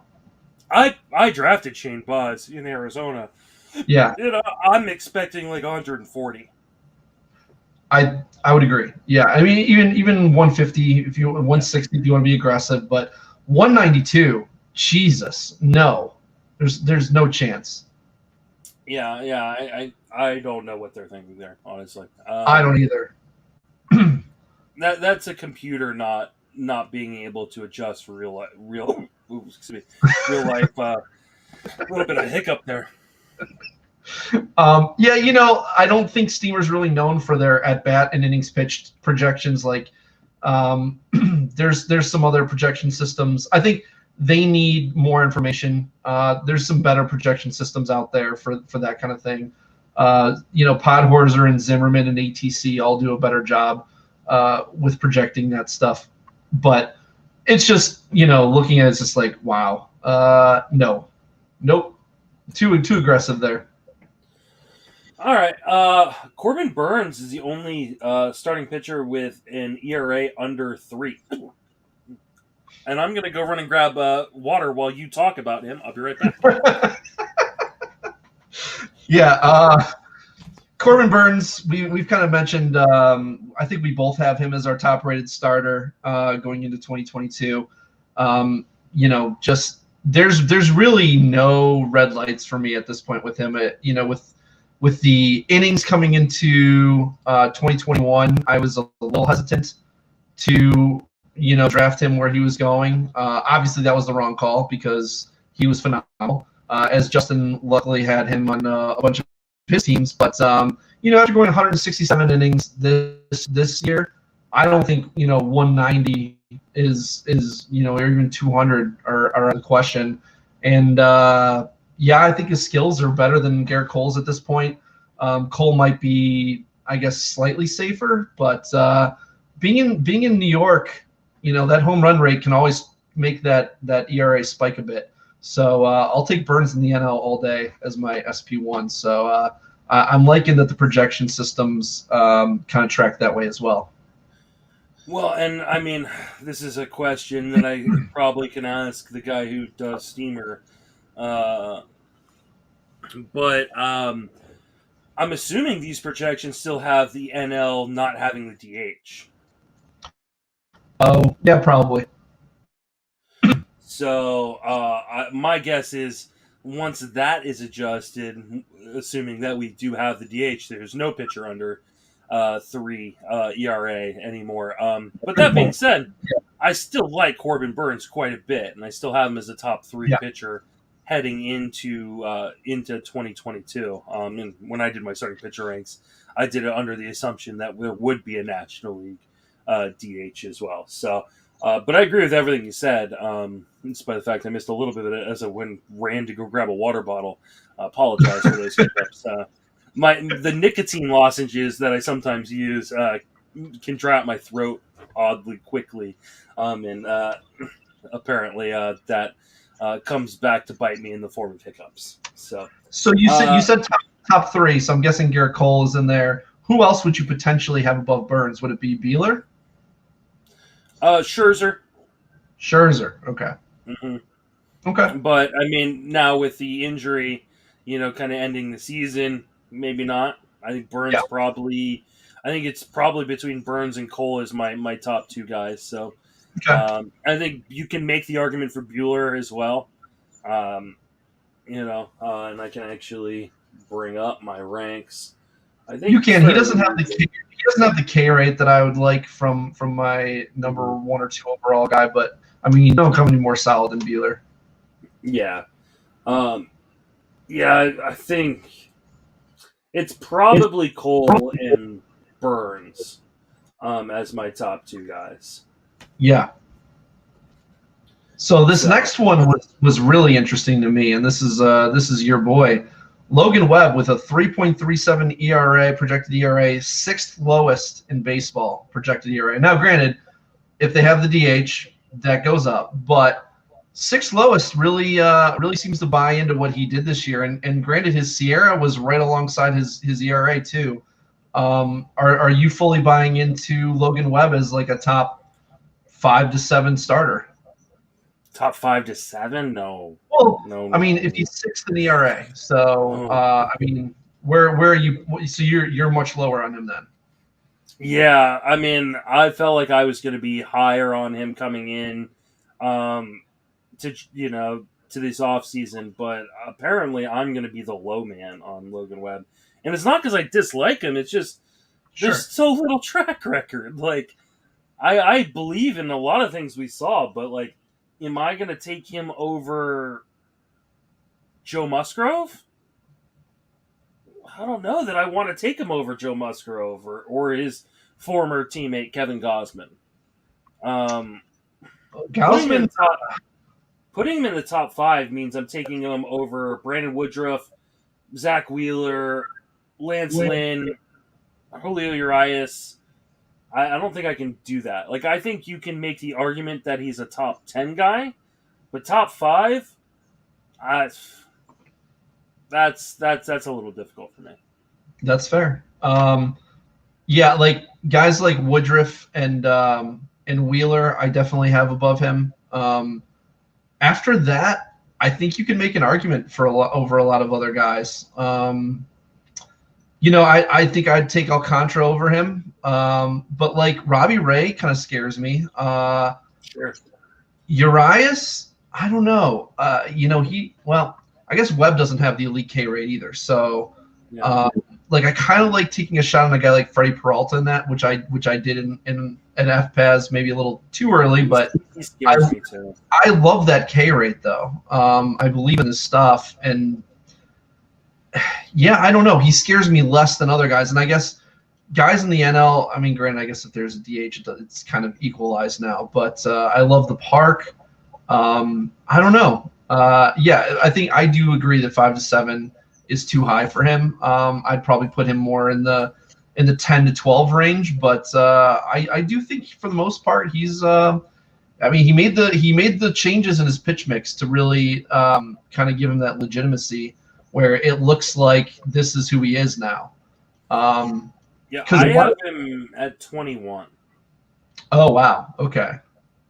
There's some other guys in there. I mean, like Musgrove has always had health issues, and I don't know where he ended up, but he wasn't like phenomenal overall with his numbers. He was good though. Gaussman had a real rough second half, but how much of that is attributed to his personal problems, I don't know.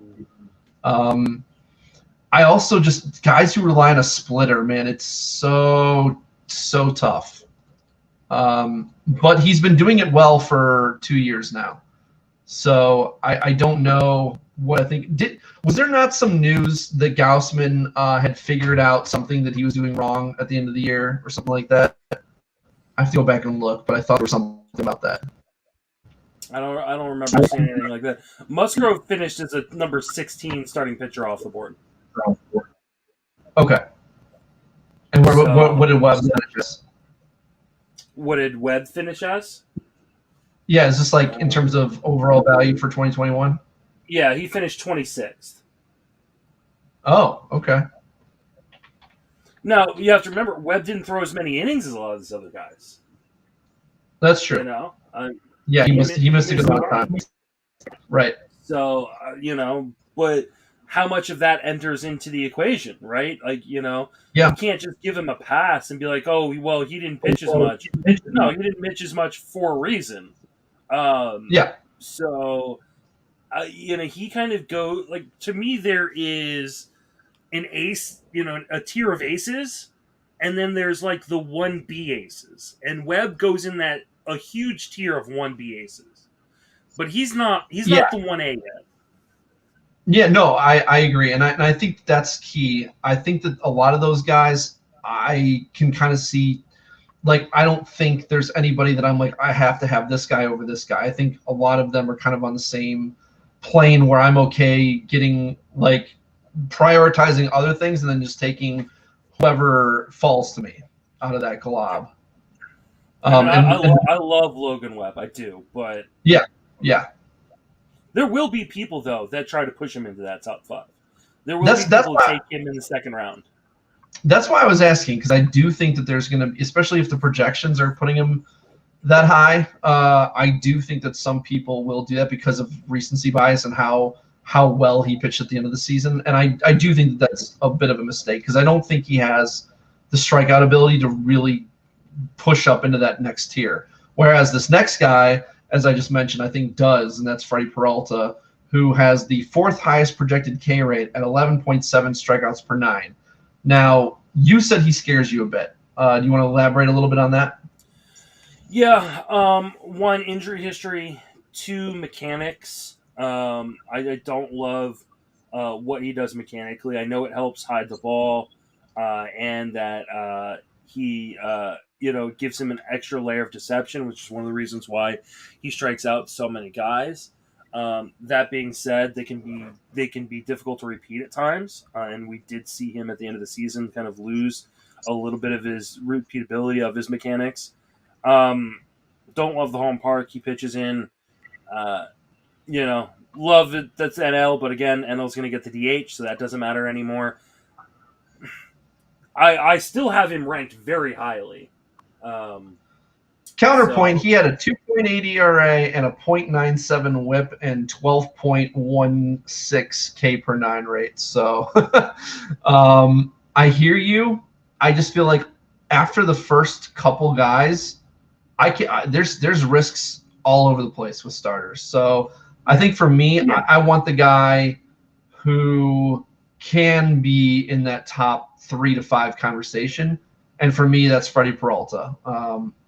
Because, we kind of talked about with Robbie Ray at First Pitch Arizona, one of the things we knew we were getting strikeouts from him, right? So strikeouts for pitchers are probably the category that you're most confident in. That's what you're getting from Freddie Peralta. You're getting those strikeouts. So, does he need to give me a 2.8 ERA and a sub-1 whip? No.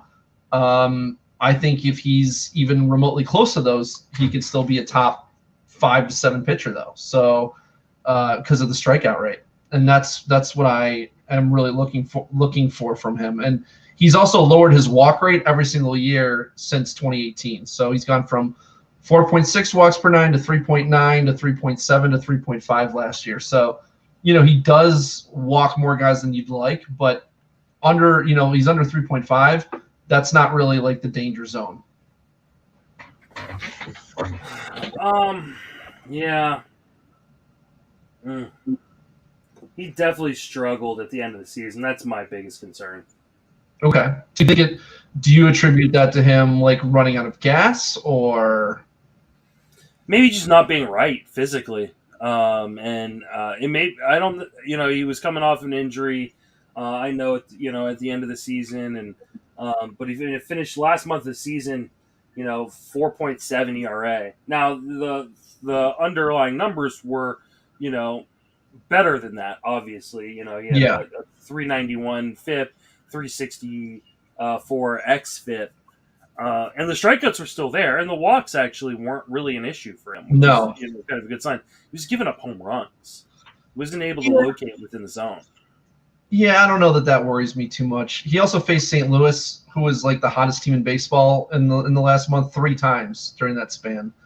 Because he blanked Detroit for 6 innings, 2 hits, no walks, no runs, 9 Ks in his third last start.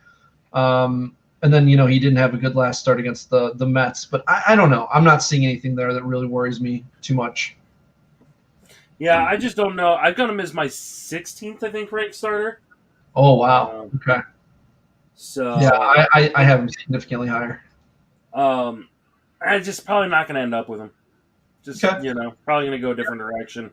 I've got him right around, like, the Robbie Ray area. Robbie Ray, Shane Bieber, Joe Musgrove, Freddie Peralta, Kevin Gausman. Okay. But that's okay. Like, if he's going as a top 10 starter, I don't have a problem with that necessarily. Like, I don't think I'm not gonna like yell from the rooftops at people like, "Oh, you shouldn't be taking Freddie Peralta." I'm just gonna go a different direction. It'd be funny if you did, though. Yeah, no, there'll be players that I will yell at people for from the rooftops. Who is one of those players? I don't know. It'll be someone. I don't know. I've got that draft up. I just left it on my phone. Oh, at least I thought I did. You need to do that, by the way. In future podcasts, you just need to have that draft board up at all times because I'm going to. So much. Let's see. I'm just kind of looking through the first 2 rounds of players and being like, who is the guy that? I mean, Giovanni Gallegos in the 3rd round. I'm still going to yell about that. I mean, we can yell at Paul all day. I'm all about that. I already did. I yelled at him on the last Sleeper in the Bus podcast that we did from Arizona, just about how like awful that pick was.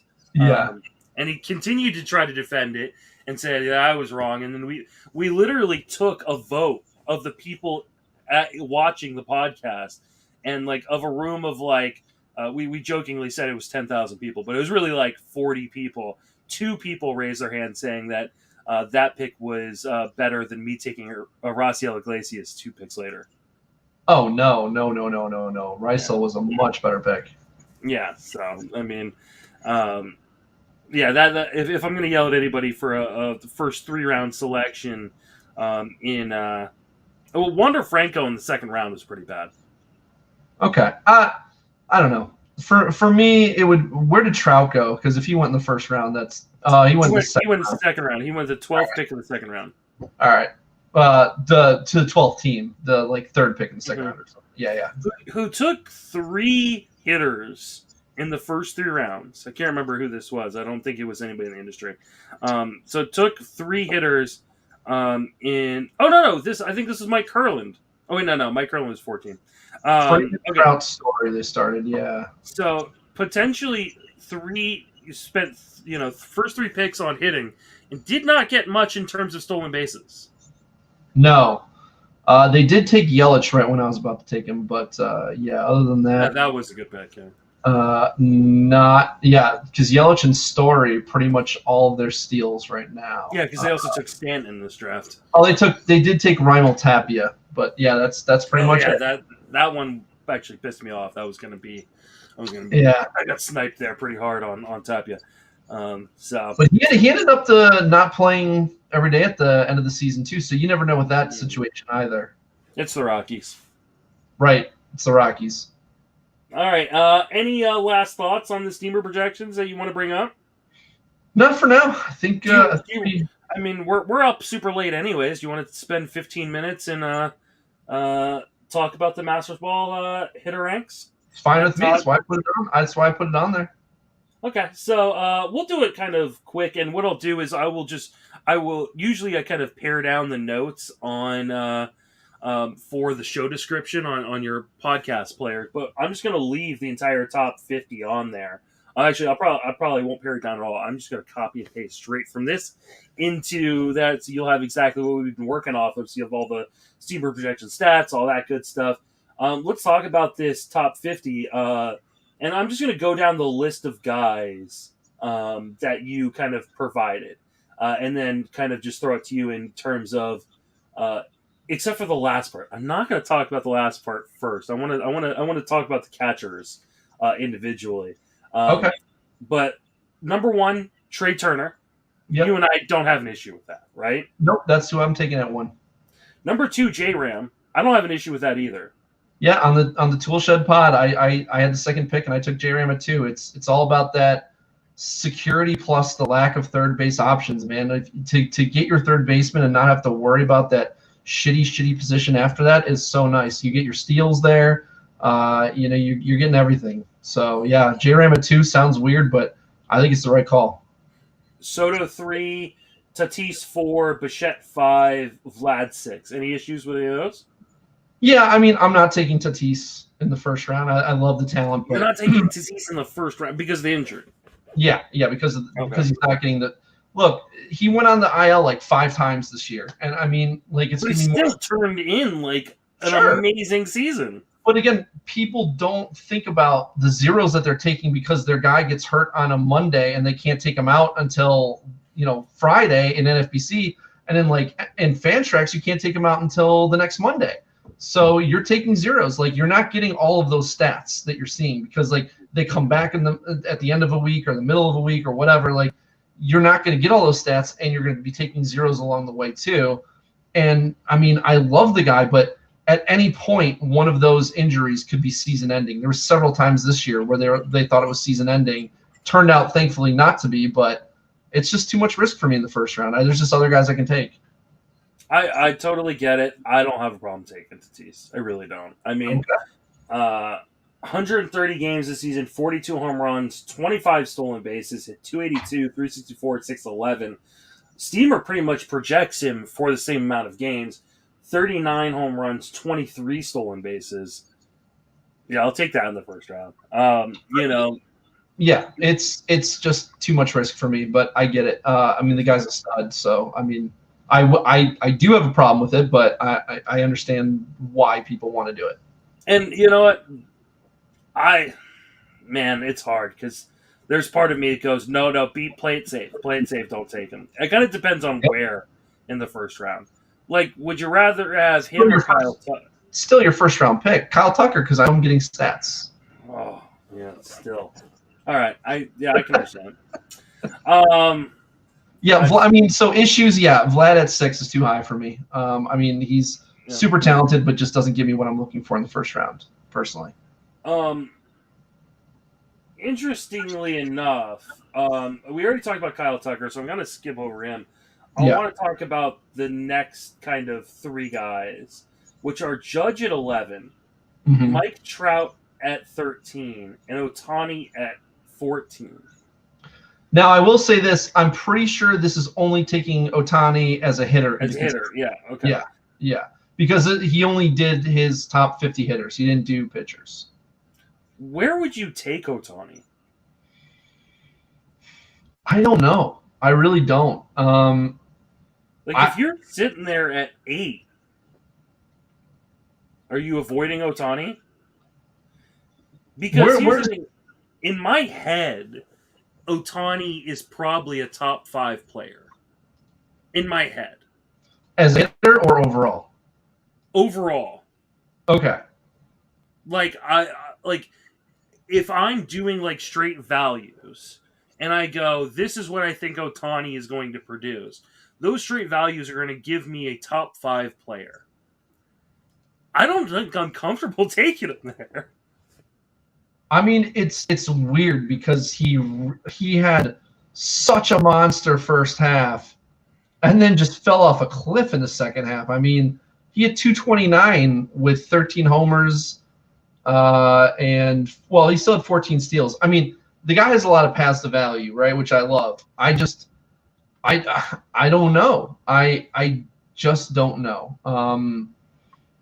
He is the definition of pass to value because even when he's not hitting, he can still pitch.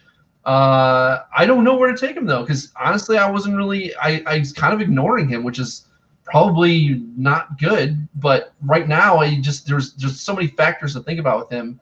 I just really haven't. Yeah, I honestly I don't know what to make of him in terms of his value in 2022 from like a draft standpoint. Like I really don't. And it's gonna take a lot of sitting down and kind of thinking it out. I'm not quite there yet. And I mean, if I had a draft right now, honestly, I would take him just to see what my team looked like. Yeah, that's fair. And those of you that do mock drafts or early drafts to kind of, ramp up for your full season, like I encourage you to take him early. What if you had a draft that was like $1,000 or more though? Yeah, I couldn't do it. Yeah. Like if this is your only draft of the year and you're doing it in December, well, one, you have made poor life decisions. But two, I don't think I could do it. I don't think I could take him in the first round. I think I would pass on him. Yeah. I think we'd have to get to a certain point in the first round before I would consider him. Like Betts would have to be off the board. Probably Tucker. I think I might just take Vlad over him too, because at least I get a position with Vlad and I get the average. Because like Ohtani, I don't know what I'm getting from him average wise. Like the projections had him for like 250 or something, and he had 230 in the second half. I don't know, man. I don't know. 250 seems right, but it's the amount of power and speed you get. It's just unreal. Right. No, for sure. And you have to think if the Angels can stay healthy at all, like the amount of runs and RBIs he could rack up, like would be insane if Rendon and Trout are healthy. I'll say this: I'm taking him over Trout. I don't know versus Judge. I think I'm taking over Judge too, especially if I'm getting Ohtani the pitcher as well. Well, I mean, here's the question: are you taking him over Kyle Tucker? Because if you're not taking him over Kyle Tucker, then you're not taking him because Ohtani is going to go in the first round of every draft. Well, I think Tucker will too, but I'm taking. That's what I mean. Like Trout and Judge, I think are second round players. Yeah. So you're not taking it. No, I think not right now. I'm gonna have to think about it some more, but I think I'm taking Tucker over him. I just rather be a little safer in the first round than that. But I get it. I think there's certainly an argument to be made. I just hate that he doesn't have a position too on top of that. I don't mind necessarily that he doesn't have a position. I think one of my big issues is we've already seen him have a massive pitching injury already. Right. If you were to have another one, it means you're losing him. I guess it would depend on the injury. Could. Yeah, I mean, I hate to say it, but I don't think I can. I don't feel super comfortable with taking Ohtani in the first round. I get that. Yep. And that's something I didn't think I would say. And we did that mock draft with Matt Williams, and I took him with the 6th pick. Just like I said, just to try it. I liked the way my team was shaping up before we kind of ended, I think, after 10 rounds. Yeah. But that being said, like you said, $1,000 on the line? Yeah, no. Yeah. That's the thing. I don't really care what people do in mocks and free drafts or even like $10 drafts. I want to know what you're doing when real money's on the line. That's what you think. Mm-hmm. Judge, are you buying him as a first rounder or early second rounder? Man, it's just the injury history that concerns me. And he's such a big guy that he's going to be prone to that kind of thing a lot, but he stayed healthy for the most part this year. I mean, he missed a couple of games, but he had 633 plate appearances, 39 homers, hits 280. He hit 287. That's the thing. Like, you're getting a pretty good average from Judge, which is really something you don't normally get from a guy who can hit 40 to 50 homers. Obviously, you're not getting any speed, but I mean, he had 6 steals this year. I guess it's not nothing. And he's in a really good lineup, but he's just not typically the kind of guy that I want to target that early. I'm looking for speed. I'm not looking for power, so I don't expect to have him Judge. Yeah, I don't either. The injury history to me is just too scary. Take him that early. Even though, like, he could easily return that value. Like, sure. I do. Like, he could be one of those guys that has like a 50-15 season or a 50-12 season. Would not be surprised. That being said, just not going to happen on my team. But, real quick, one quick story to explain why power to me doesn't matter that much early on. I was in a Fantrax league this year, high-stakes Fantrax league. Whatever happened, my team just got massacred due to injuries and underperformance, whatever. I was dead last in homers by 25 homers at one point in the season. And this was like June or so, or like July. I ended up second overall in homers by the end of the year, because you can pick up power later in the draft. And even if you miss in the draft in season, you can find power. What you can't find is average and steals, at least not good sources of them, like sources that actually aren't zeros in other places. So if I'm ever leaving a draft low in anything offensively, it's going to be power, because I know I can still find it later. Absolutely. So that's why I just don't build my teams around guys like Judge. Mm-hmm. I'm with you. My boy, Cedric Mullins, 25th. Boy, I put him on there. Yeah. What do you think? I feel like this is low. I mean, yeah, because this is not 25th overall. This is the 25th hitter. Meaning probably there's like a dozen pitchers in there, so he'd probably be like 37th or something like that, which would be about third round. So feels a little low. Yeah, it feels low, especially for a guy. I can understand if you're going to regress him in power, maybe even regress him batting average. I don't know. He's got some legit contact skills. I agree. But like, I can understand making those regression moves in your projections. He's still stealing 30 bases, right? I got to think he would on the Orioles. I mean, this is a guy who has a long track record of stealing bases. He's on a team that has nothing to play for, that's fine with running him off every game. Yeah, why not? I don't see a reason why not. Does this feel low to you? Yeah, for sure. Yeah. I mean, honestly, like, you're comparing him to Ohtani. I know that Ohtani's more gifted, but, when it all's said and done, I mean, you can kind of count on what you can get from Mullins more than Ohtani. You're going to get more power from Ohtani, but you're probably going to get a better average from Mullins. You're going to get probably at least as many steals. He's healthier, and you don't have that risk downside, and he has a position on top. So do I think that Ohtani at 14 compared to Mullins at 25, it seems a little skewed? Yeah. Yeah, and I mean, the fact that he is 25 and Judge is 11, I'll take Mullins over Judge every day of the week. Yeah, I don't disagree. All right. Brian Reynolds, Trevor Story, DJ LeMahieu, Lindor. Reynolds is 43. Story is 44. LeMahieu's 48. Lindor is 49. There's a ton to unpack on these last guys right here. Yeah.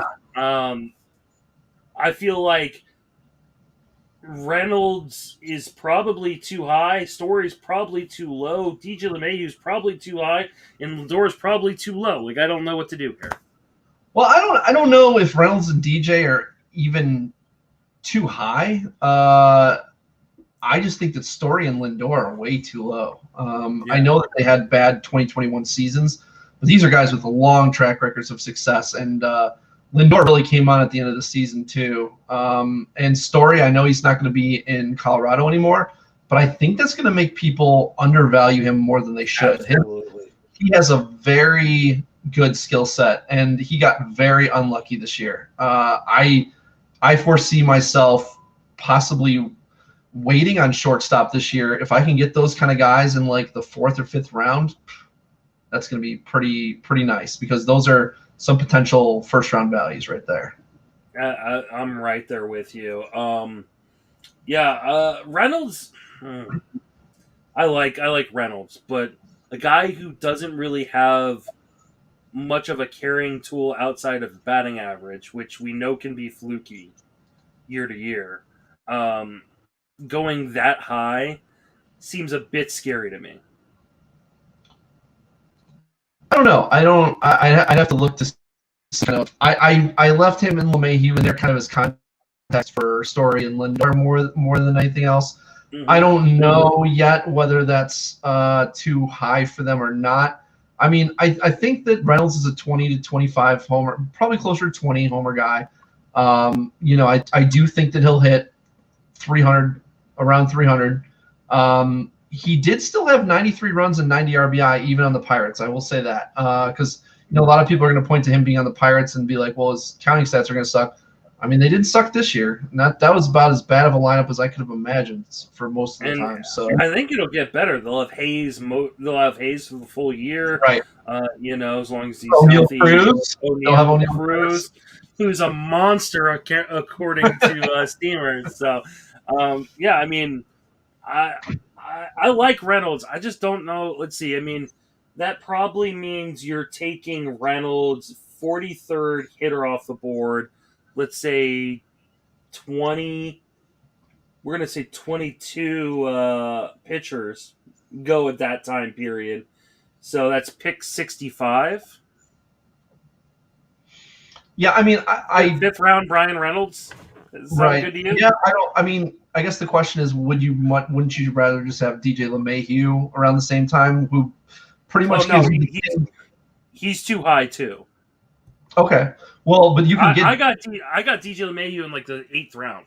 Right, and I mean, this is obviously probably not where they're going to be going in drafts. This is his hitter ranking, so they're, which we appreciate Todd sharing these publicly. Yeah, for sure. And I don't know if he has before in the past. I probably wasn't looking for it. Just happened to come across my news feed, but I think it's more that you can probably get Reynolds and DJ later, but they're probably going to be better than where they go ADP wise. Sure. Yeah, I agree with that. Let's finish out with catchers. Yeah, this was real. This was definitely what stood out the most. Yes. So Sal Perez, he has is the 45th hitter off the board, or 45th hitter. Yeah. He has JT Realmuto as is not a top 50 hitter. Right. Okay. But then he has another catcher ranked above both of them. Yeah. Dalton Varsho as the 39th hitter. Yeah. Yeah. I don't know. You had to fix your camera right there because it was steaming over. Yeah, my camera was not computing that. It's not like it can't happen, but my God, is there so much downside risk with Varsho? Obviously he's a catcher who gives you speed, and assuming so you said you're assuming he does not assume the NLDH. I don't know, because that was the projection system. Okay. So maybe Todd probably is. Todd probably is, because I don't know how the hell you make any argument for Varsho anywhere close to there unless it's assuming an LDH, right? I mean, there's no way. I don't know. There's so much downside there. He's very talented. He steals bases as a catcher. But God, no. Not taking him over Sal, not taking him over JTR. I like him, but nowhere close to that much. I mean, in the defense, he played virtually like every day down the stretch. Right. That being said, the helium on Dalton Varsho will have me out, because he's going to go in like the 4th or 5th round of drafts. And there's no way I'm paying that price. Yeah, I just can't do it. I mean, and I've also heard the organization talk about him, and they talk about how dumb he is. And well, okay, the organization doesn't, but I've heard from people within the organization. Oh, okay. That was from me. Someone inside the organization, and the quote was, "Is dumb as rocks."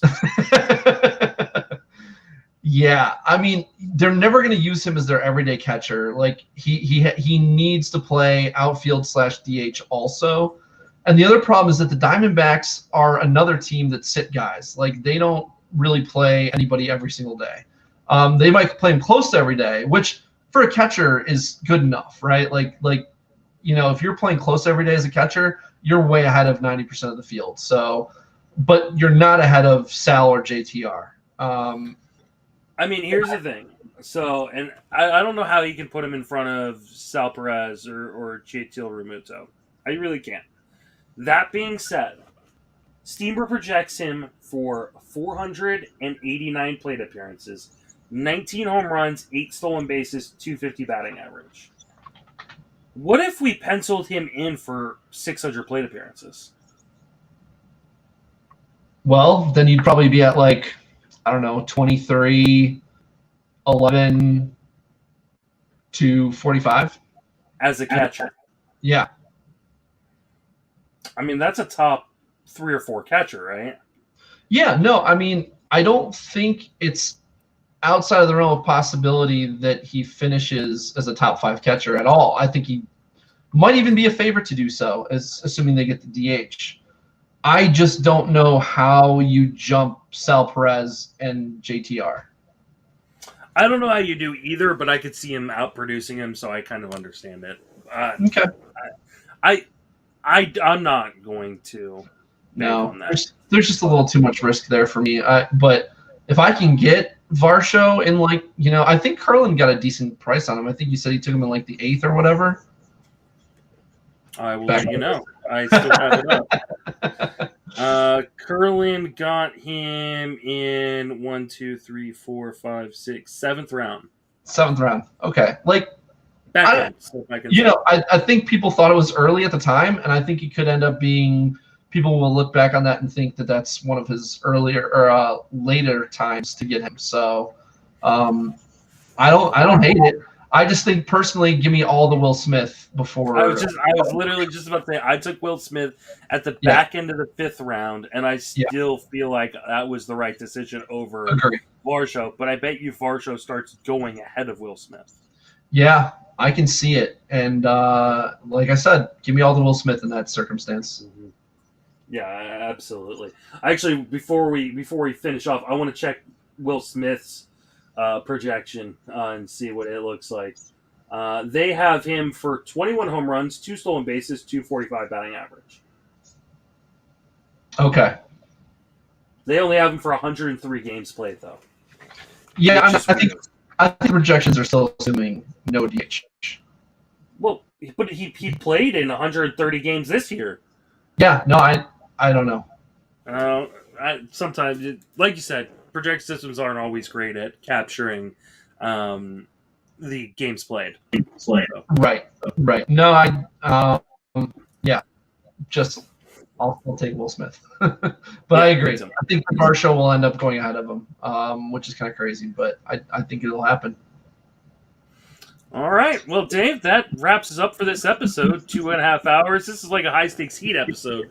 I know, right? Oh, hey, speaking of which, Jake gave me a verbal commitment that we are going to be recording this Thursday. Yes. Anything else you got going on? You're going to just chat with Jake?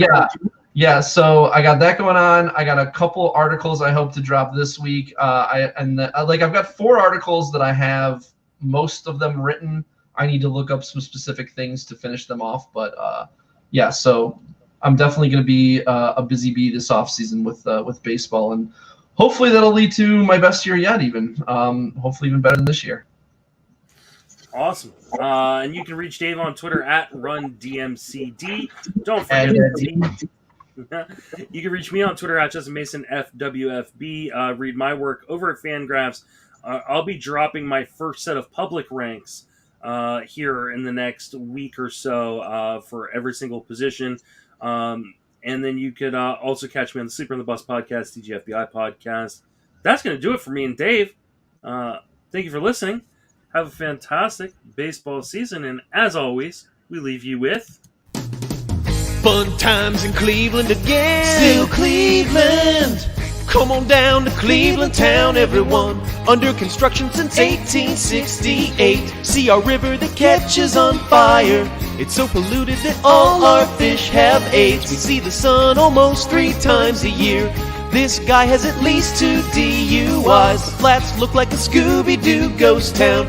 Don't slow down in East Cleveland or you'll die. Our economy's based on LeBron James. Buy a house for the price of a VCR. Our main export is crippling depression. We're so retarded that we think this is art. It could be worse though, at least we're not Detroit. We're not Detroit.